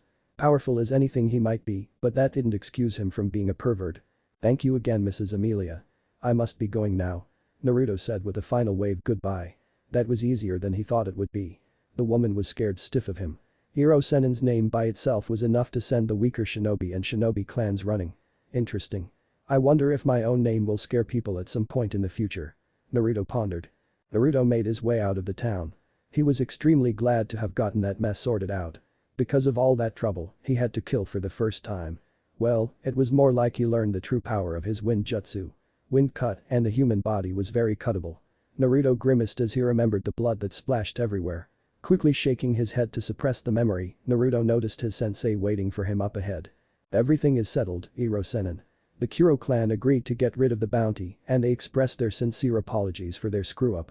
I also already sent Bachan her herb through the toads. Naruto reported. Jiraiya grinned. His student was learning. He had accomplished all their goals without even getting into a fight. All this diplomatic stuff would be good experience for when Naruto reached the seat of Hokage. Hokage were only one part fighter. The other part was diplomat. Naruto was growing in both areas, Jiraiya was proud to say. That's good, brat. Jiraiya said happily. Now we won't have anyone on our tails as we go to your next training spot. Naruto was interested. The last real training spot they had used was the desert. Where was Hiro Sennin taking him now? The mountains. We are headed to the mountains of the land of frost. There you will pit yourself against the cold itself in a fierce struggle for survival. You will be deprived of food, warmth, and clothing. Will you survive or will you perish? Let us go and find out. Hiro Sennin yelled out melodramatically. Naruto's sweat dropped before tears leaked down his eyes. I was joking. I didn't really want to go to the mountains that have recorded temperatures of below 0 U acute F. Naruto yelled out from the comforts of his mind. Naruto moped as he followed his sensei into the next hell Hiro Sennin had planned for him. But look on the bright side, Naruto. I have an awesome idea for a new jutsu. Jiraiya said to lift his student's beard. Naruto just cried even more. It is probably something pervy. Naruto lamented. Naruto walked on despondently as the land gradually sloped up and the temperatures dropped. He just knew that he was going to hate this. Chapter 8. Freezing. Good for the mind or bad?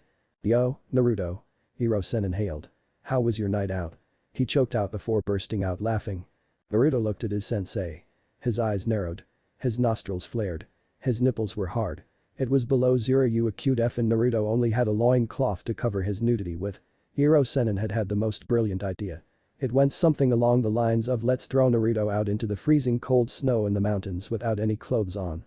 To toughen him up was Hiro-Sennin's excuse. Naruto wasn't buying it. I really hate you, Hiro-Sennin. I really hate you. If it is the last thing I do, I will make you suffer. Naruto growled out. Hiro-Sennin just smiled. Oh, how Naruto was going to enjoy wiping that smile away. Plans started rolling in the devious mind of Naruto Uzumaki. I do this for your own good, brat. Remember that. With my training, you will get better in no time. That's why you will be on your own for the next 6 months. While you're out there, I want you to work on your futon abilities. I will also be visiting you periodically to spar and test your capabilities. Jiraiya explained while getting serious. Last night and the day before were both just warm-ups for the real thing, Naruto knew. Hiro-Sennin was going to start throwing him out into the snow all by himself for months at a time as the actual training. It was Hiro-Sennin's idea that the cold would shape his body into the fittest it could possibly be. What better way to develop strength than to throw your entire being against the freezing cold? Naruto thought contemplatively. He still wasn't too sure about the whole idea, but he was starting to warm to it. Jiraiya himself was a tad bit worried. Even with chakra to help stay warm, only using the lightest clothes in freezing weather could kill even the toughest shinobi. He just had to believe in Naruto though. The boy would pull through. It was the only thing that Naruto would allow, so Jiraiya would place his faith in his student. If Naruto didn't pull through, Jiraiya just shook his head. He didn't even want to imagine what Tsunade would do to him. Naruto nodded his head to his sensei. Hiro-Sennin might come up with the stupidest cliché ideas for training, but Naruto had to admit that they sure worked well. He knew that living in the snow for months would test his body to the limit. Not only would he have to use chakra control to stay warm, Naruto would also have to find food and shelter. And if a blizzard came up? Naruto shivered. Suffice to say that it will be very hard to live on my own in this environment. Come with me, brat. Let's get you warm before I give you some last tips. Hiro-Sennin said as he led him into the cabin they had been occupying. Naruto sighed with relief as soon as he stepped in. The cabin was warm. After a day and night in the snow, warmth was a great feeling. After a couple of hours of rest and recuperation for Naruto, Jiraiya decided to give his last bits of advice. It was around midday, and Jiraiya wanted Naruto gone by 2. The mountain they were on was only the first in the range. Jiraiya was going to make sure that his student went much deeper into the mountain range for Naruto's months-long sojourn. Okay. Jiraiya said with a clap of his hands. First off, let me talk about your self-made jutsu. Your Kei's no Chen is a jutsu of amazing cutting power. It has speed, versatility, and a really sharp edge. The only problem with that jutsu is that people can't see it and possibly block it.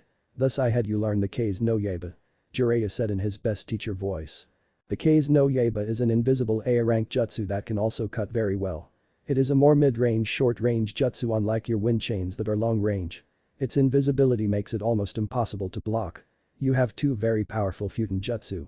Both are A-rank jutsu that kill things very easily. Jiraiya said seriously. Killing was always a serious thing.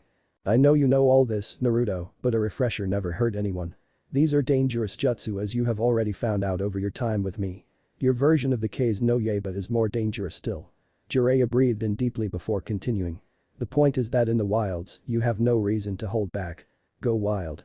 Learn everything you can about your jutsu by using them to the max. Try to cut through trees, rocks, hell, even a mountain. Learn everything you can.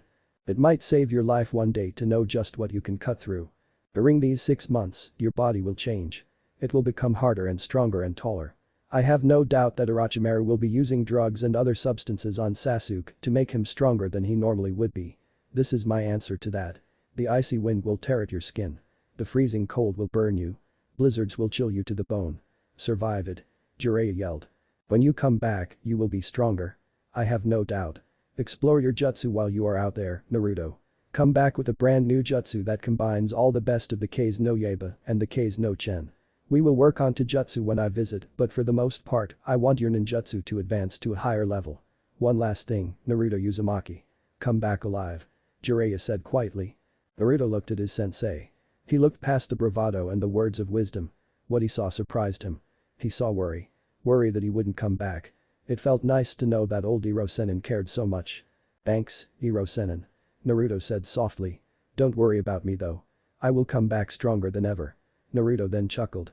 You have spent the last month going over different chakra exercises with me to make sure my chakra control is high enough where I can survive hours on end even in the coldest weather. Naruto muttered smartly. Jiraiya smirked. It seemed his student had already figured out his game plan. The brat was growing more observant. Though I have to admit that it is not exactly hard to figure out that I would be throwing him out into the snow. I raise his chakra control and teach him to internally warm himself while outside snow falls.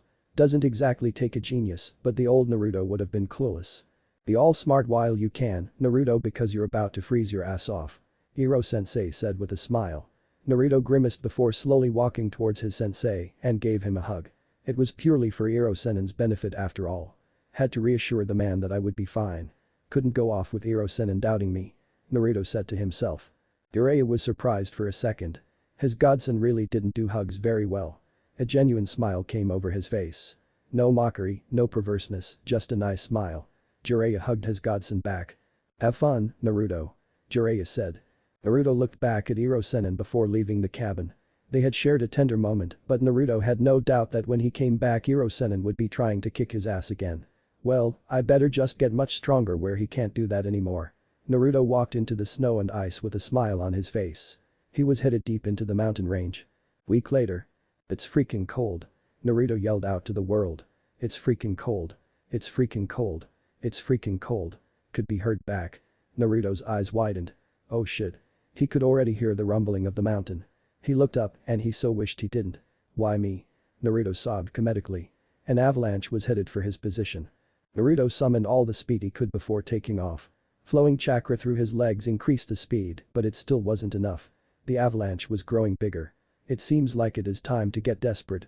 Naruto had been running down a mountain path with a drop-off to one side.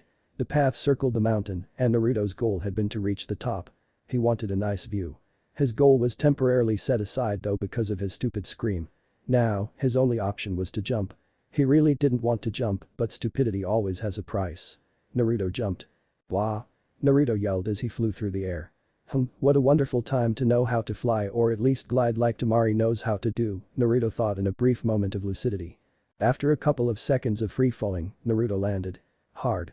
At least it was only snow he landed in, or he might have broken his legs and ribs and arms. He landed sideways. I really hate Iro-senen's training plans. Naruto grumbled as he got out of the snow. I haven't seen anything resembling food in 2 days. I haven't even found a damn cave to rest in. I am eating melted snow, which isn't bad by itself, but I have no fire to melt it fast. Naruto was in a really bad mood. At least the avalanche had stopped. GRMM. Or not. Naruto looked up. Overshadowing everything was snow, and it was falling fast. The tears came back. Why me? Naruto asked the world. He didn't get an answer. He got up and started running. As fast and reckless as he could, Naruto ran. Jumping over obstacles and jumping off edges quickly saw him at the bottom of the mountain.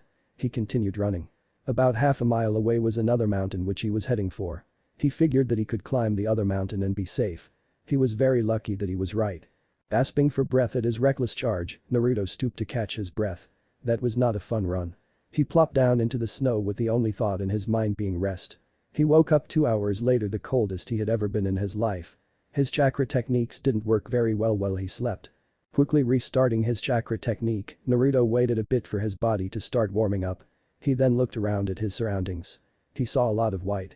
Though he was glad to see that there were more trees higher up on the mountain that he had found himself on. Maybe he could find food. Naruto started climbing. Climbing a mountain was a lot more difficult than it sounds, and it sounded hard enough as it was. If there was no trail up a mountain, then climbing by hand became necessary. This meant that one hand has to be placed in front of the other, while the feet keep the balance. It takes great physical strength to climb mountains this way. Blood, sweat and tears, not to mention the cold, will all come into play in the humongous challenge of mountain climbing. Or a person could use chakra to vertically walk up the mountain. Naruto didn't want to do that though. He was on a training trip for a reason.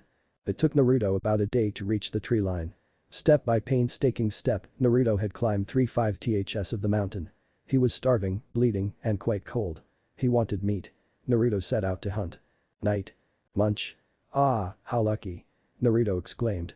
Bird sure can taste good. Naruto was sitting around a fire that had a staggering 6 sticks of wood to it. It wouldn't training if he just used fire to warm himself whenever he got cold after all. He had to face the elements head on. Naruto had found a cave a small distance away from the last of the trees. The place was perfect. Just outside of the cave was a ledge, and from that edge, the view was majestic. It looked out on a majority of the mountain range with what seemed like all the world in reach. The snow covering the mountains only enhanced the beauty. At night, the stars shone with a radiance Naruto had never seen before.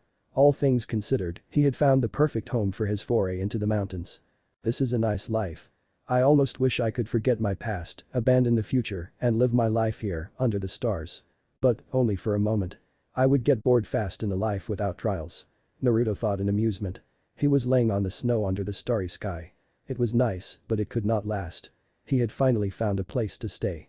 Tomorrow was the day his real training would start. Time to advance to the next level. 2 weeks later. The morning dawned as the sun peeked over the mountaintops, and Naruto Uzumaki was there to greet the dawn. He was sitting in a cross-legged position at the very edge of the ledge by his cave. Slowly, spinning around him were chains. They came from the palms of his hands as he focused on increasing his control. As time passed, more and more chains appeared until Naruto almost disappeared behind chains of wind. As noon approached, Naruto opened his eyes. The color of his jutsu met his eyes. He couldn't even see the mountains or snow surrounding him for the jutsu took up the space. Multiple chains of wind surrounded him from all directions. Naruto smiled. Objective 1. Success. Naruto had taken Iro Sennin's words to heart. Explore your jutsu and then create one that combines the best of both were Iro Sennin's words. Naruto was going to do just that. He was going to make sure his chain jutsu reached infamy. 1 month later. I love my genius. Naruto said with a smirk. Naruto was standing in a clearing with tree stumps and tree trunks all around him. He had just unleashed his jutsu, and the trees didn't exactly make it. Naruto raised his arm as he walked towards the only tree he had left standing. Slowly from halfway up his forearm, tiny chains of wind formed in a circle around his arm. They extended and combined until they reached 2 feet from his fingers' tips. A chain sword was formed. Naruto cut down the tree with a smile on his face. Oh, yes. I do love my genius. Naruto said with a laugh. 1 week later. Naruto was sitting inside his cave staring hard at the back wall. This particular wall bore the brunt of his annoyance. Naruto just couldn't get the stupid application to work right. Everything time he tried to use the K's no Chen from his feet, it just wouldn't work. Naruto remembered Kakashi-sensei saying that chakra channeling was hardest from the feet, but this was ridiculous. Even using hundreds of clones was having no real help. After having come up with a close combat version of his chain jutsu, Naruto had figured that it would be cool to launch chains from his feet if the situation ever arose. It would definitely be surprising. What started out as more of a joke than anything quickly evolved to a valued project which was starting to piss Naruto off. He just couldn't get the damn thing to work. Okay, calm down, Naruto. Maybe I am molding the wind chakra wrong. All the wind chakra I have used before has come from my hands, so it would make sense that I am doing it wrong from my feet. Naruto thought logically as he tried to calm himself down. He really hated not being able to do stuff. I guess it's back to the drawing board then until I can get this down. Naruto sighed as he walked out into the snow. 2 months later. Naruto was whistling happily as he explored one of the mountains he had never been to. Why shouldn't he be happy? Everything was going great. A month ago he had finally figured out how to use the K's no Chen from any part of his body. His physical conditioning was coming along well. He was pretty well accustomed to the cold by this time. Everything was going swell. Iro Sennin had even been by a few times and had seemed proud of his progress. He would have been doing even more training today, but his need for food had overruled his desire to train. Naruto was finding out that a person couldn't stay in one place too long eating all the animals or the animals would eventually either leave or run out. Naruto needed food. He was hoping for a bear or deer, but birds sounded just as good. Naruto didn't even care what kind of bird anymore. He had pretty much eaten every kind that made their home in the mountains. Running through the snow, Naruto looked at his surroundings. Rocks and snow with the occasional tree were all he could see. It was slightly depressing. After the amazing view from his personal mountain, this mountain sucked. It could have sucked because he was at the base of the mountain, whereas his mountain cave was at the top, but Naruto chose to ignore common sense this once.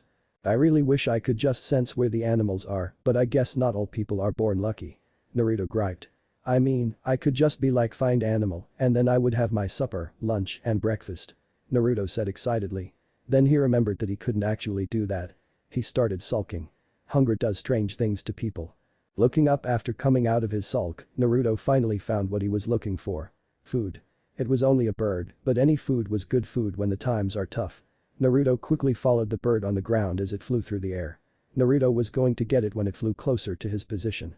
When the bird came into better view, Naruto's eyes widened slightly. He had actually never seen anything like it. It kinda looks like a bat, just bigger. Naruto thought quizzically. Oh well, food is food. He reasoned. Naruto timed it just right and threw a kunai at the bird right when it got closest to his position. He hit it. Grabbing up his prize, Naruto closely inspected it. He was right about the looking like a bat part. The bird had the weirdest wings he had ever seen. They extended from its back in the strangest pattern, and they weren't wings so much as sections of webbing. Holy shit.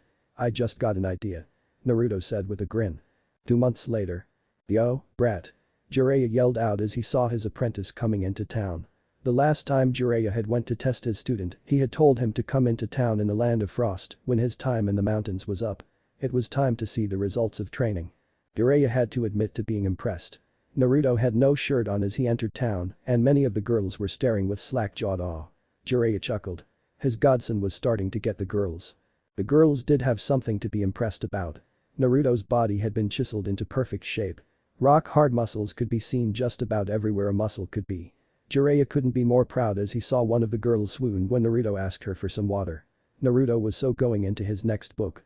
Maybe under the name of Ronio or something along those lines. Samantha didn't have much going for her.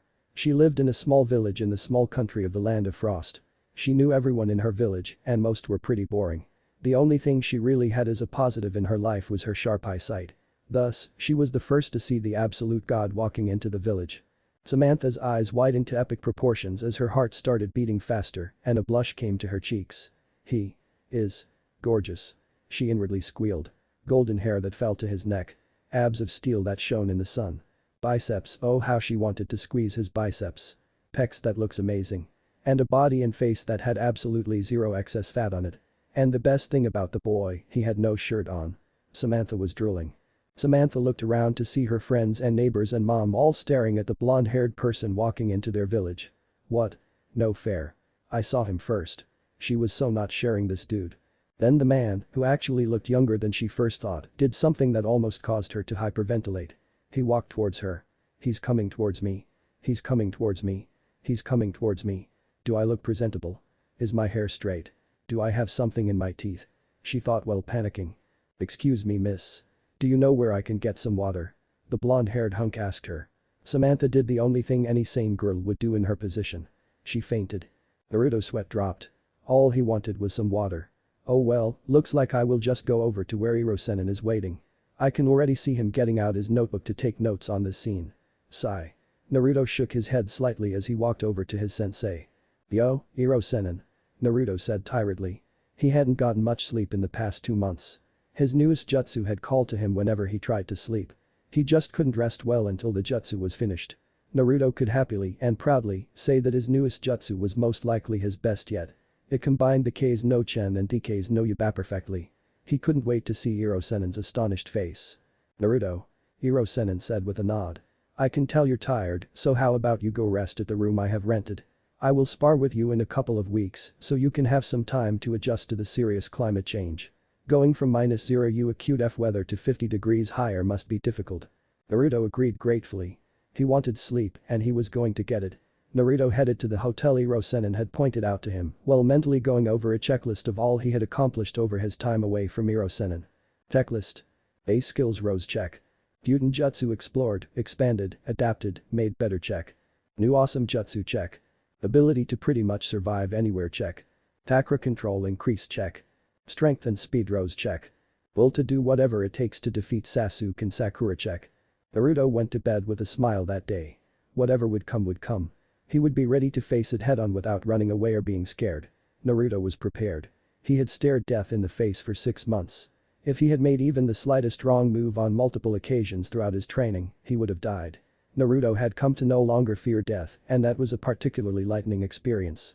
Naruto was ready. This chapter had a lighter feel to it in most parts. I hope it was still good to people. I also hope people like Samantha's POV. It was mainly used to describe Naruto's new look without it being all gay or something from Jiraiya's POV. About the mountain training, I mainly skipped over it except for the important parts because I figured most people wouldn't want to see Naruto struggling to survive in an environment that was vastly different than any he had known before. All the time Naruto didn't spend expanding his skills was spent on gaining food, keeping warm, etc. Naruto did alter the K's no Yaiba, but is altering his more like just increasing the quantity. I am sorry I haven't really used it just yet, but Naruto will be basing his newest jutsu off the K's no Yaiba and the K's no Chen. I will try to work the K's no Yaiba and more as the fic continues. A jutsu list will be included most likely in the next chapter, showing all the jutsu Naruto knows. Chapter 9. Wrapping it up. Naruto concealed himself in the bushes as his target came ever closer to him. It was a simple assignment Iro-Senin had given him. All he had to do was take out a crime boss who was passing through the area. Simple stuff. Iro-Senin had asked Bachan for a couple of missions to go on his record and Naruto wanted to take full advantage of that Bachan's generosity. It felt good to be doing missions again. C and B rank missions were so much better than the D rank missions he had used to do. Naruto looked up when he heard the sounds from the approaching party. His target was surrounded by an entourage of what looked like thugs. 10 people surrounded a man in the middle in a box formation. Naruto smiled. He wouldn't be hindered at all. He would take out his target without the thugs even knowing he was there. Once the men were about to pass his position, Naruto acted. Naruto timed his jutsu just right for it to slip between the thugs. Bringing his hand forward, Naruto summoned the wind. Turning the wind into a deadly blade as the wind swirled around his right hand, Naruto thrust his hand forward. An invisible wind blade left from his hand, passed right between 2 thugs in the box formation and hit the target. The crime boss, in the middle of his thugs, was split apart by an invisible blade of wind. The thugs were left unharmed. K's no Yaiba, success. Mission complete. Naruto whispered as he took to the trees. That's another B rank to add to my record. Now all I have to do is report into Iro-Senin. Naruto said to himself. He increased the amount of chakra going to his legs. He had a time limit after all. Iro-Senin and his stupid tests, he thought irritably. Can't I just complete the mission without the whole time thing? Oh well. He was supposed to meet up with Iro-Senin in a nearby town. He didn't want to be late. Mission complete, Iro-Senin. The crime boss is dead. Naruto reported. Jiraiya looked at his apprentice with an eye twitch. Naruto had been increasingly willing to take on killing missions lately. Naruto, the boy who used to not even seem to know that ninja actually killed people, was taking on assassination missions. It almost saddened him to know that his godson who broke down into tears after his very first kill was probably never coming back. Almost. Now his godson was quite the capable shinobi. Naruto had hardened his heart. The death of his enemies did not have much of an effect on Naruto anymore. Jiraiya had decided the best thing to train Naruto in after he had returned from the mountains was inexperience. Practical experience was something his student was lacking. Naruto might have had all the skills of a powerful jounin, but his mission record was filled with D-rank missions and not much else. Jiraiya couldn't have his student have such a flimsy mission record. He had made the amazingly wise decision to ask Tsunade Haim for some missions in the area they were traveling in at the time, and the rest was history. That was 5 months ago. Of course, Jiraiya didn't stop training Naruto. He just moved their training into more familiar territory. Jiraiya had figured some Rasengan training would consume their remaining time together, but Naruto had blown that out of the water when he managed to increase the size of the Rasengan in a staggering month and a half. Jiraiya hated Kage Bunshin sometimes. It was so unfair. He had also given Naruto 2 simple Suiton jutsus just in case he ever needed them. Jiraiya was not sure if Naruto had actually ever used them in battle before or not. The brat was very attached to his chain jutsu. Naruto had also learned how to do the Rasengan one-handed. Then again, Naruto should have known how to do that from the start. After looking back on it, Jiraiya had to admit that he had been kinda lazy in letting Naruto get away with only learned how to do the Rasengan with a clone as support. Well, I guess that's water under the bridge now. No point in lamenting past actions, especially considering how strong Naruto has been able to become. Yep, just a few more years and the boy might have a chance at my level. He thought with a cocky grin. That's good, brat. Walk with me. Jiraiya said as he downed his drink and walked out of the bar they was in. There is only 1 month left until we return to Konoha.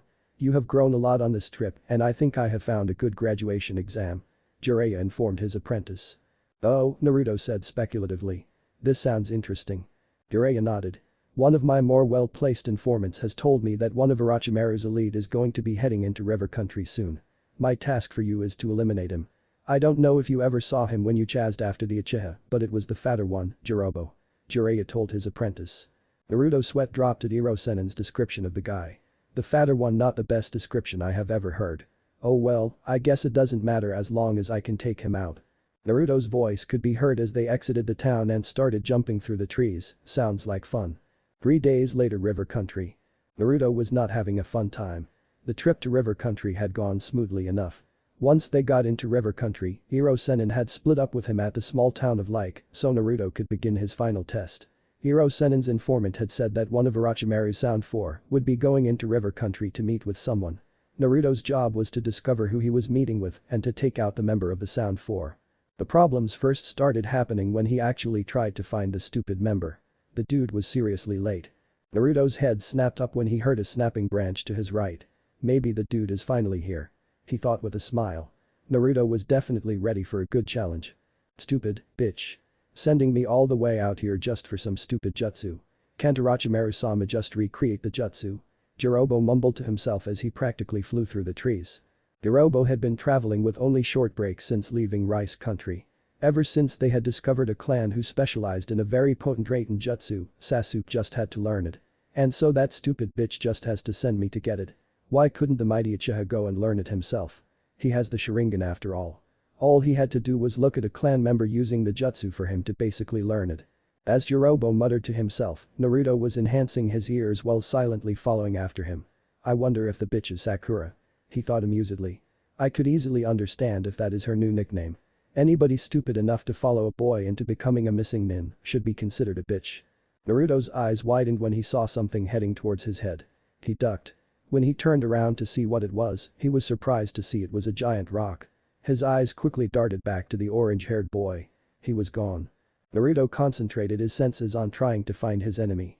Okay, he is not anywhere near me, and I don't believe he had the time to get out of my range. That means he is underground somewhere. That ties in with the rock sent at me. Naruto jumped into the trees after reaching his conclusion. He would be safer the higher up he was. DRGHM. Naruto's eyes widened as the tree he was in started shaking. The damn idiot was causing a freaking earthquake. Naruto started jumping from tree to tree to get out of the jutsu's range. He got out of it safely after narrowly dodging a falling tree. Hey trash. Why don't you stop cowering up there in those trees and come down here to die? Jirobo yelled out from his position on the ground. Naruto scoffed at the stupidity of the boy. Who goes and gives away their position like that? At least if all the other elite of Orochimaru were this stupid, their defeat would be a piece of cake. Naruto summoned a clone to fight against the kid below him. Naruto watched in surprise as Jirobo seemed to know right where the clone landed on the ground. The boy rushed his clone and struck it once. The clone poofed away. Naruto gulped. That was a really hard punch. That might very well be close to Bachan's strength. Combine that with his Doten abilities and well, I have a slight problem. Naruto summoned a couple more clones to attack. They fell in a circle pattern around Jirobo to surround him. Once they hit the ground, each clone sped towards the boy in the middle in a staggered attack pattern. The Naruto clones went on the offensive using Taijutsu and the occasional kunai. Jirobo snorted. The trash he was facing was weak. Well, a little workout never hurt anyone. Jirobo stomped his foot on the ground. The earth started to move again. From out of the ground, spikes appeared and pierced each of the clones. Jirobo then bent down and hit the ground with his hand. Doten. Dorum Dango, Earth Release. Earth Mausoleum Dumpling, he called out. Jirobo picked up a huge piece of the earth in his hands. He then threw it at the tree he knew the trash was hiding in. He really loved his earth sensor power. As long as someone touched something on the ground in his area, he knew where they were.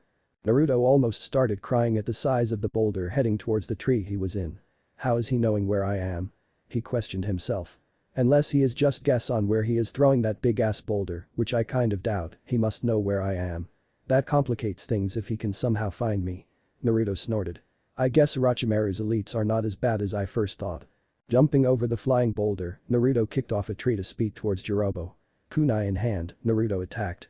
Most of his slashes were blocked, but Naruto was able to land a few cuts.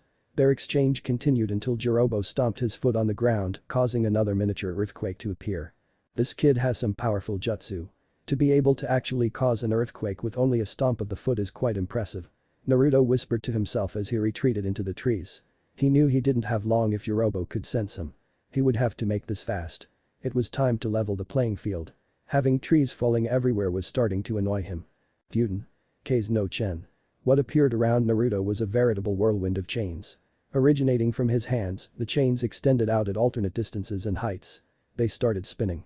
Slashing everything around him, the chains quickly decimated the surrounding forest. The chains left only stumps and a lot of firewood. Naruto noticed Jirobo coming into the clearing. He smiled. It was time to fight jutsu with jutsu. Gyuden. K's no Chen. Naruto shouted again as he held out his hands at the orange-haired boy. 5 chains from each hand flew through the air. Each one was aimed at a critical point on the human body.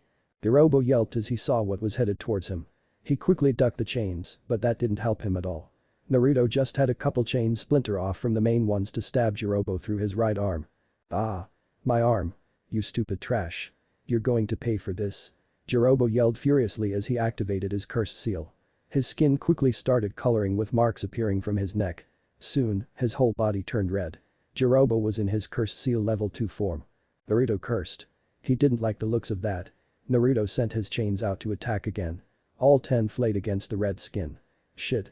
That's all the damage my air rank wind jutsu did." Naruto cried out when he saw only medium-sized cuts on the red skin. Those chains should have bisected him. This is going to be a pain. Hirobo, on the other hand, was shocked at how much damage he had taken. His cursed seal second form granted his skin a great hardness. He shouldn't have been bleeding freely like he was from just one attack. Maybe this kid isn't trash after all. "Hey freak." Naruto shouted. "How about you give me all the info you have on the Sound 4 Sasuke and Sakura Haruno and I might allow you to leave here alive." Hirobo started chuckling. Then laughing. Then he started laughing manically. He didn't like to be looked down upon, especially by some snot-nosed kid. It was time to teach the kid a lesson. "Ha ha ha ha ha. I am going to kill you trash. Time for you to die, trash." Hirobo yelled hysterically. I think he just went off the deep end," Naruto said with a sweat drop. Hirobo rushed the blonde kid. Using his Arat Fist style of fighting, Hirobo began a vicious taijutsu battle. All he needed was one hit and the blonde kid would be dead. Naruto was starting to sweat. He could tell that he was better at taijutsu, but his opponent wasn't bad either. And with the strength Hirobo had shown earlier, Naruto knew that he couldn't take even a glancing blow without serious injury. One blow could very easily put him out of the battle for good. Naruto blocked a fist thrust at his face by pushing the wrist above his head. An idea started to form when he saw Hirobo's yell of outrage. If the skin was too tough, aiming for an unprotected area was the logical thing to do. Naruto slowly started creating wind around his right hand where Hirobo would not sense it. He was going to win this in one attack. After blocking another attack at his face using his left hand, Naruto waited. He waited. Hirobo yelled out in outrage again at his near miss. There. Naruto sharpened the wind as much as he could before thrusting his hand forward. "Futen. K's no yaba," he shouted. An invisible blade of wind shot out from his hand as a visible wind current masked its movement. It went right through Hirobo's mouth into his brain. It killed him instantly. "Ahaha," Naruto laughed. "I won. So much for Hirosenen's final challenge. I didn't even have to use my strongest attack," he crowed. Naruto felt like he was on a high. Taking down a semi-decent opponent after a challenging fight with his life on the line, nothing could compare to that feeling. Though this guy's strength and Doten manipulation were surprising, along with that seal ability of his, I would only rate him at medium jounin level. Naruto said out loud after he started calming down from the battle.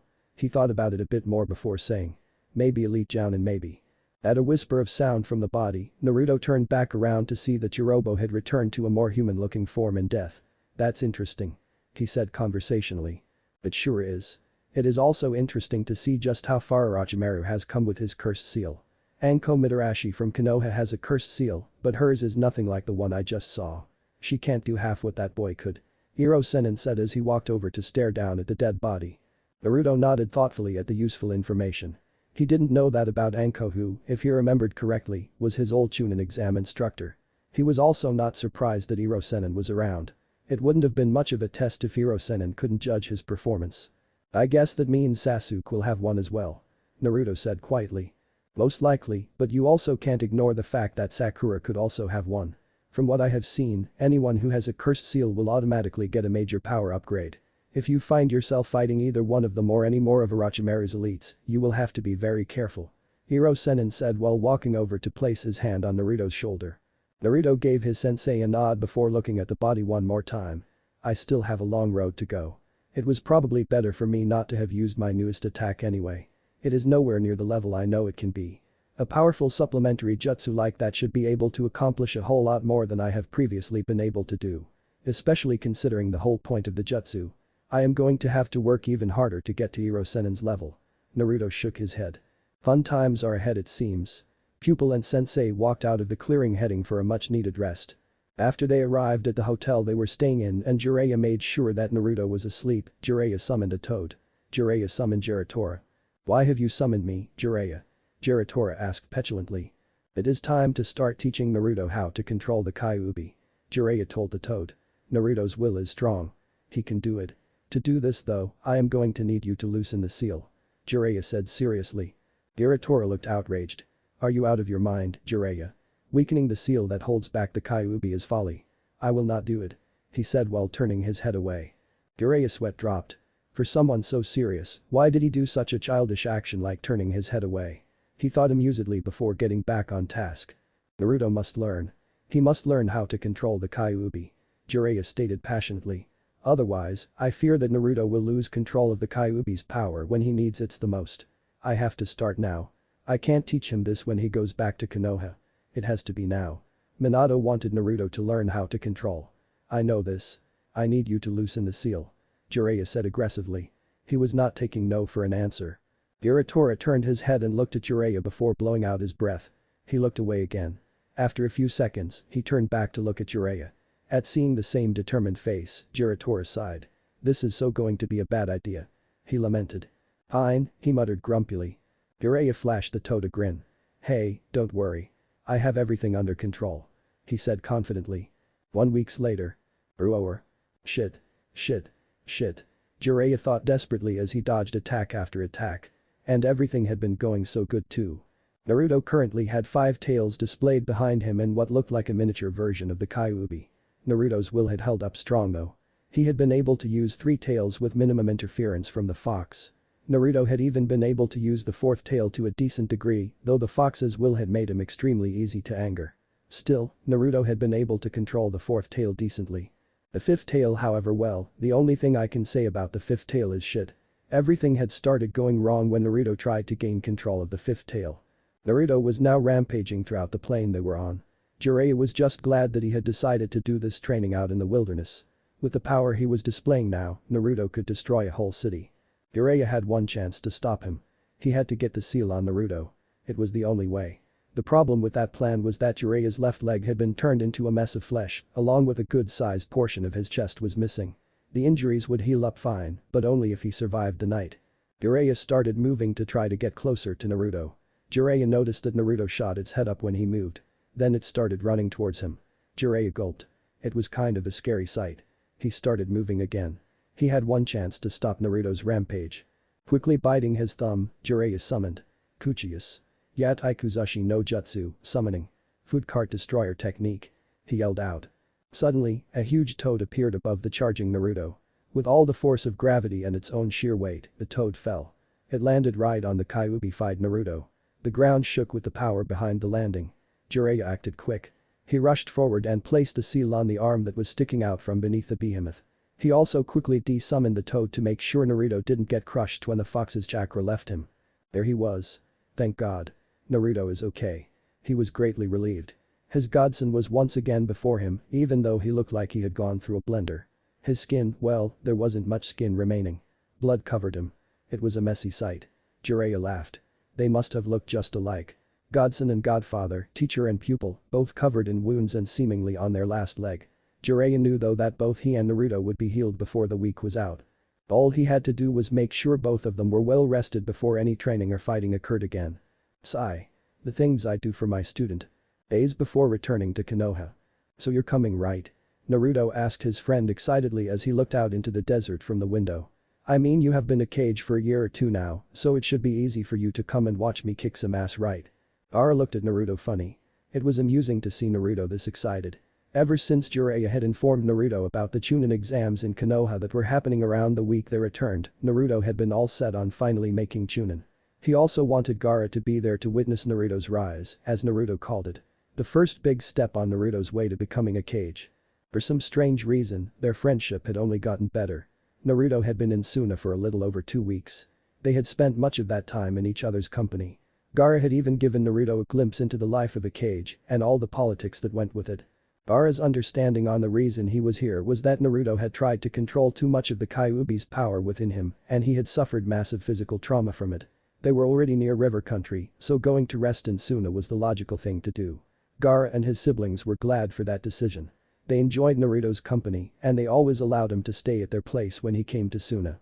I will consider it. I am already sending Temari tomorrow to head to Konoha to discuss the Chunin exams. I will consider going as well. Gaara said in a monotone. Naruto smiled at his friend as he turned away from the window to look at him. Thanks Gaara. Naruto turned back to the window to look out on the peaceful village. He was deep in though for a while before speaking. It's just about time for me to get this view. He said quietly. When I become Hokage, I will make sure that the peaceful view from my window will not change. I will become the strongest Hokage in history and protect my people just like you protect yours. It is almost time, Gaara. He said as he looked back into the eyes of his fellow Jinchuriki and friend. Gaara did not doubt a single word. An. Sorry that this chapter is over a week late. I had a little trouble writing this chapter though the ending came to me easily. Next chapter is Naruto back in Konoha and I am already starting to change canon up as you can see from the end of this chapter. For any who are wondering, there will be a pairing later, so don't worry about it for now. It's not going to be Aoi. Shikamaru is the main proctor director and holds the Chunin exams during the same time as the Gaara rescue mission happens in canon. The exams were over by the time Naruto got back and he was not gone that long. I am planning for mainly an intellectual and short exam, so it should be funny to see how Naruto does in it. What if Sasuke and Sakura abandon Naruto Chunin exams end here and thanks for watching my video till the end.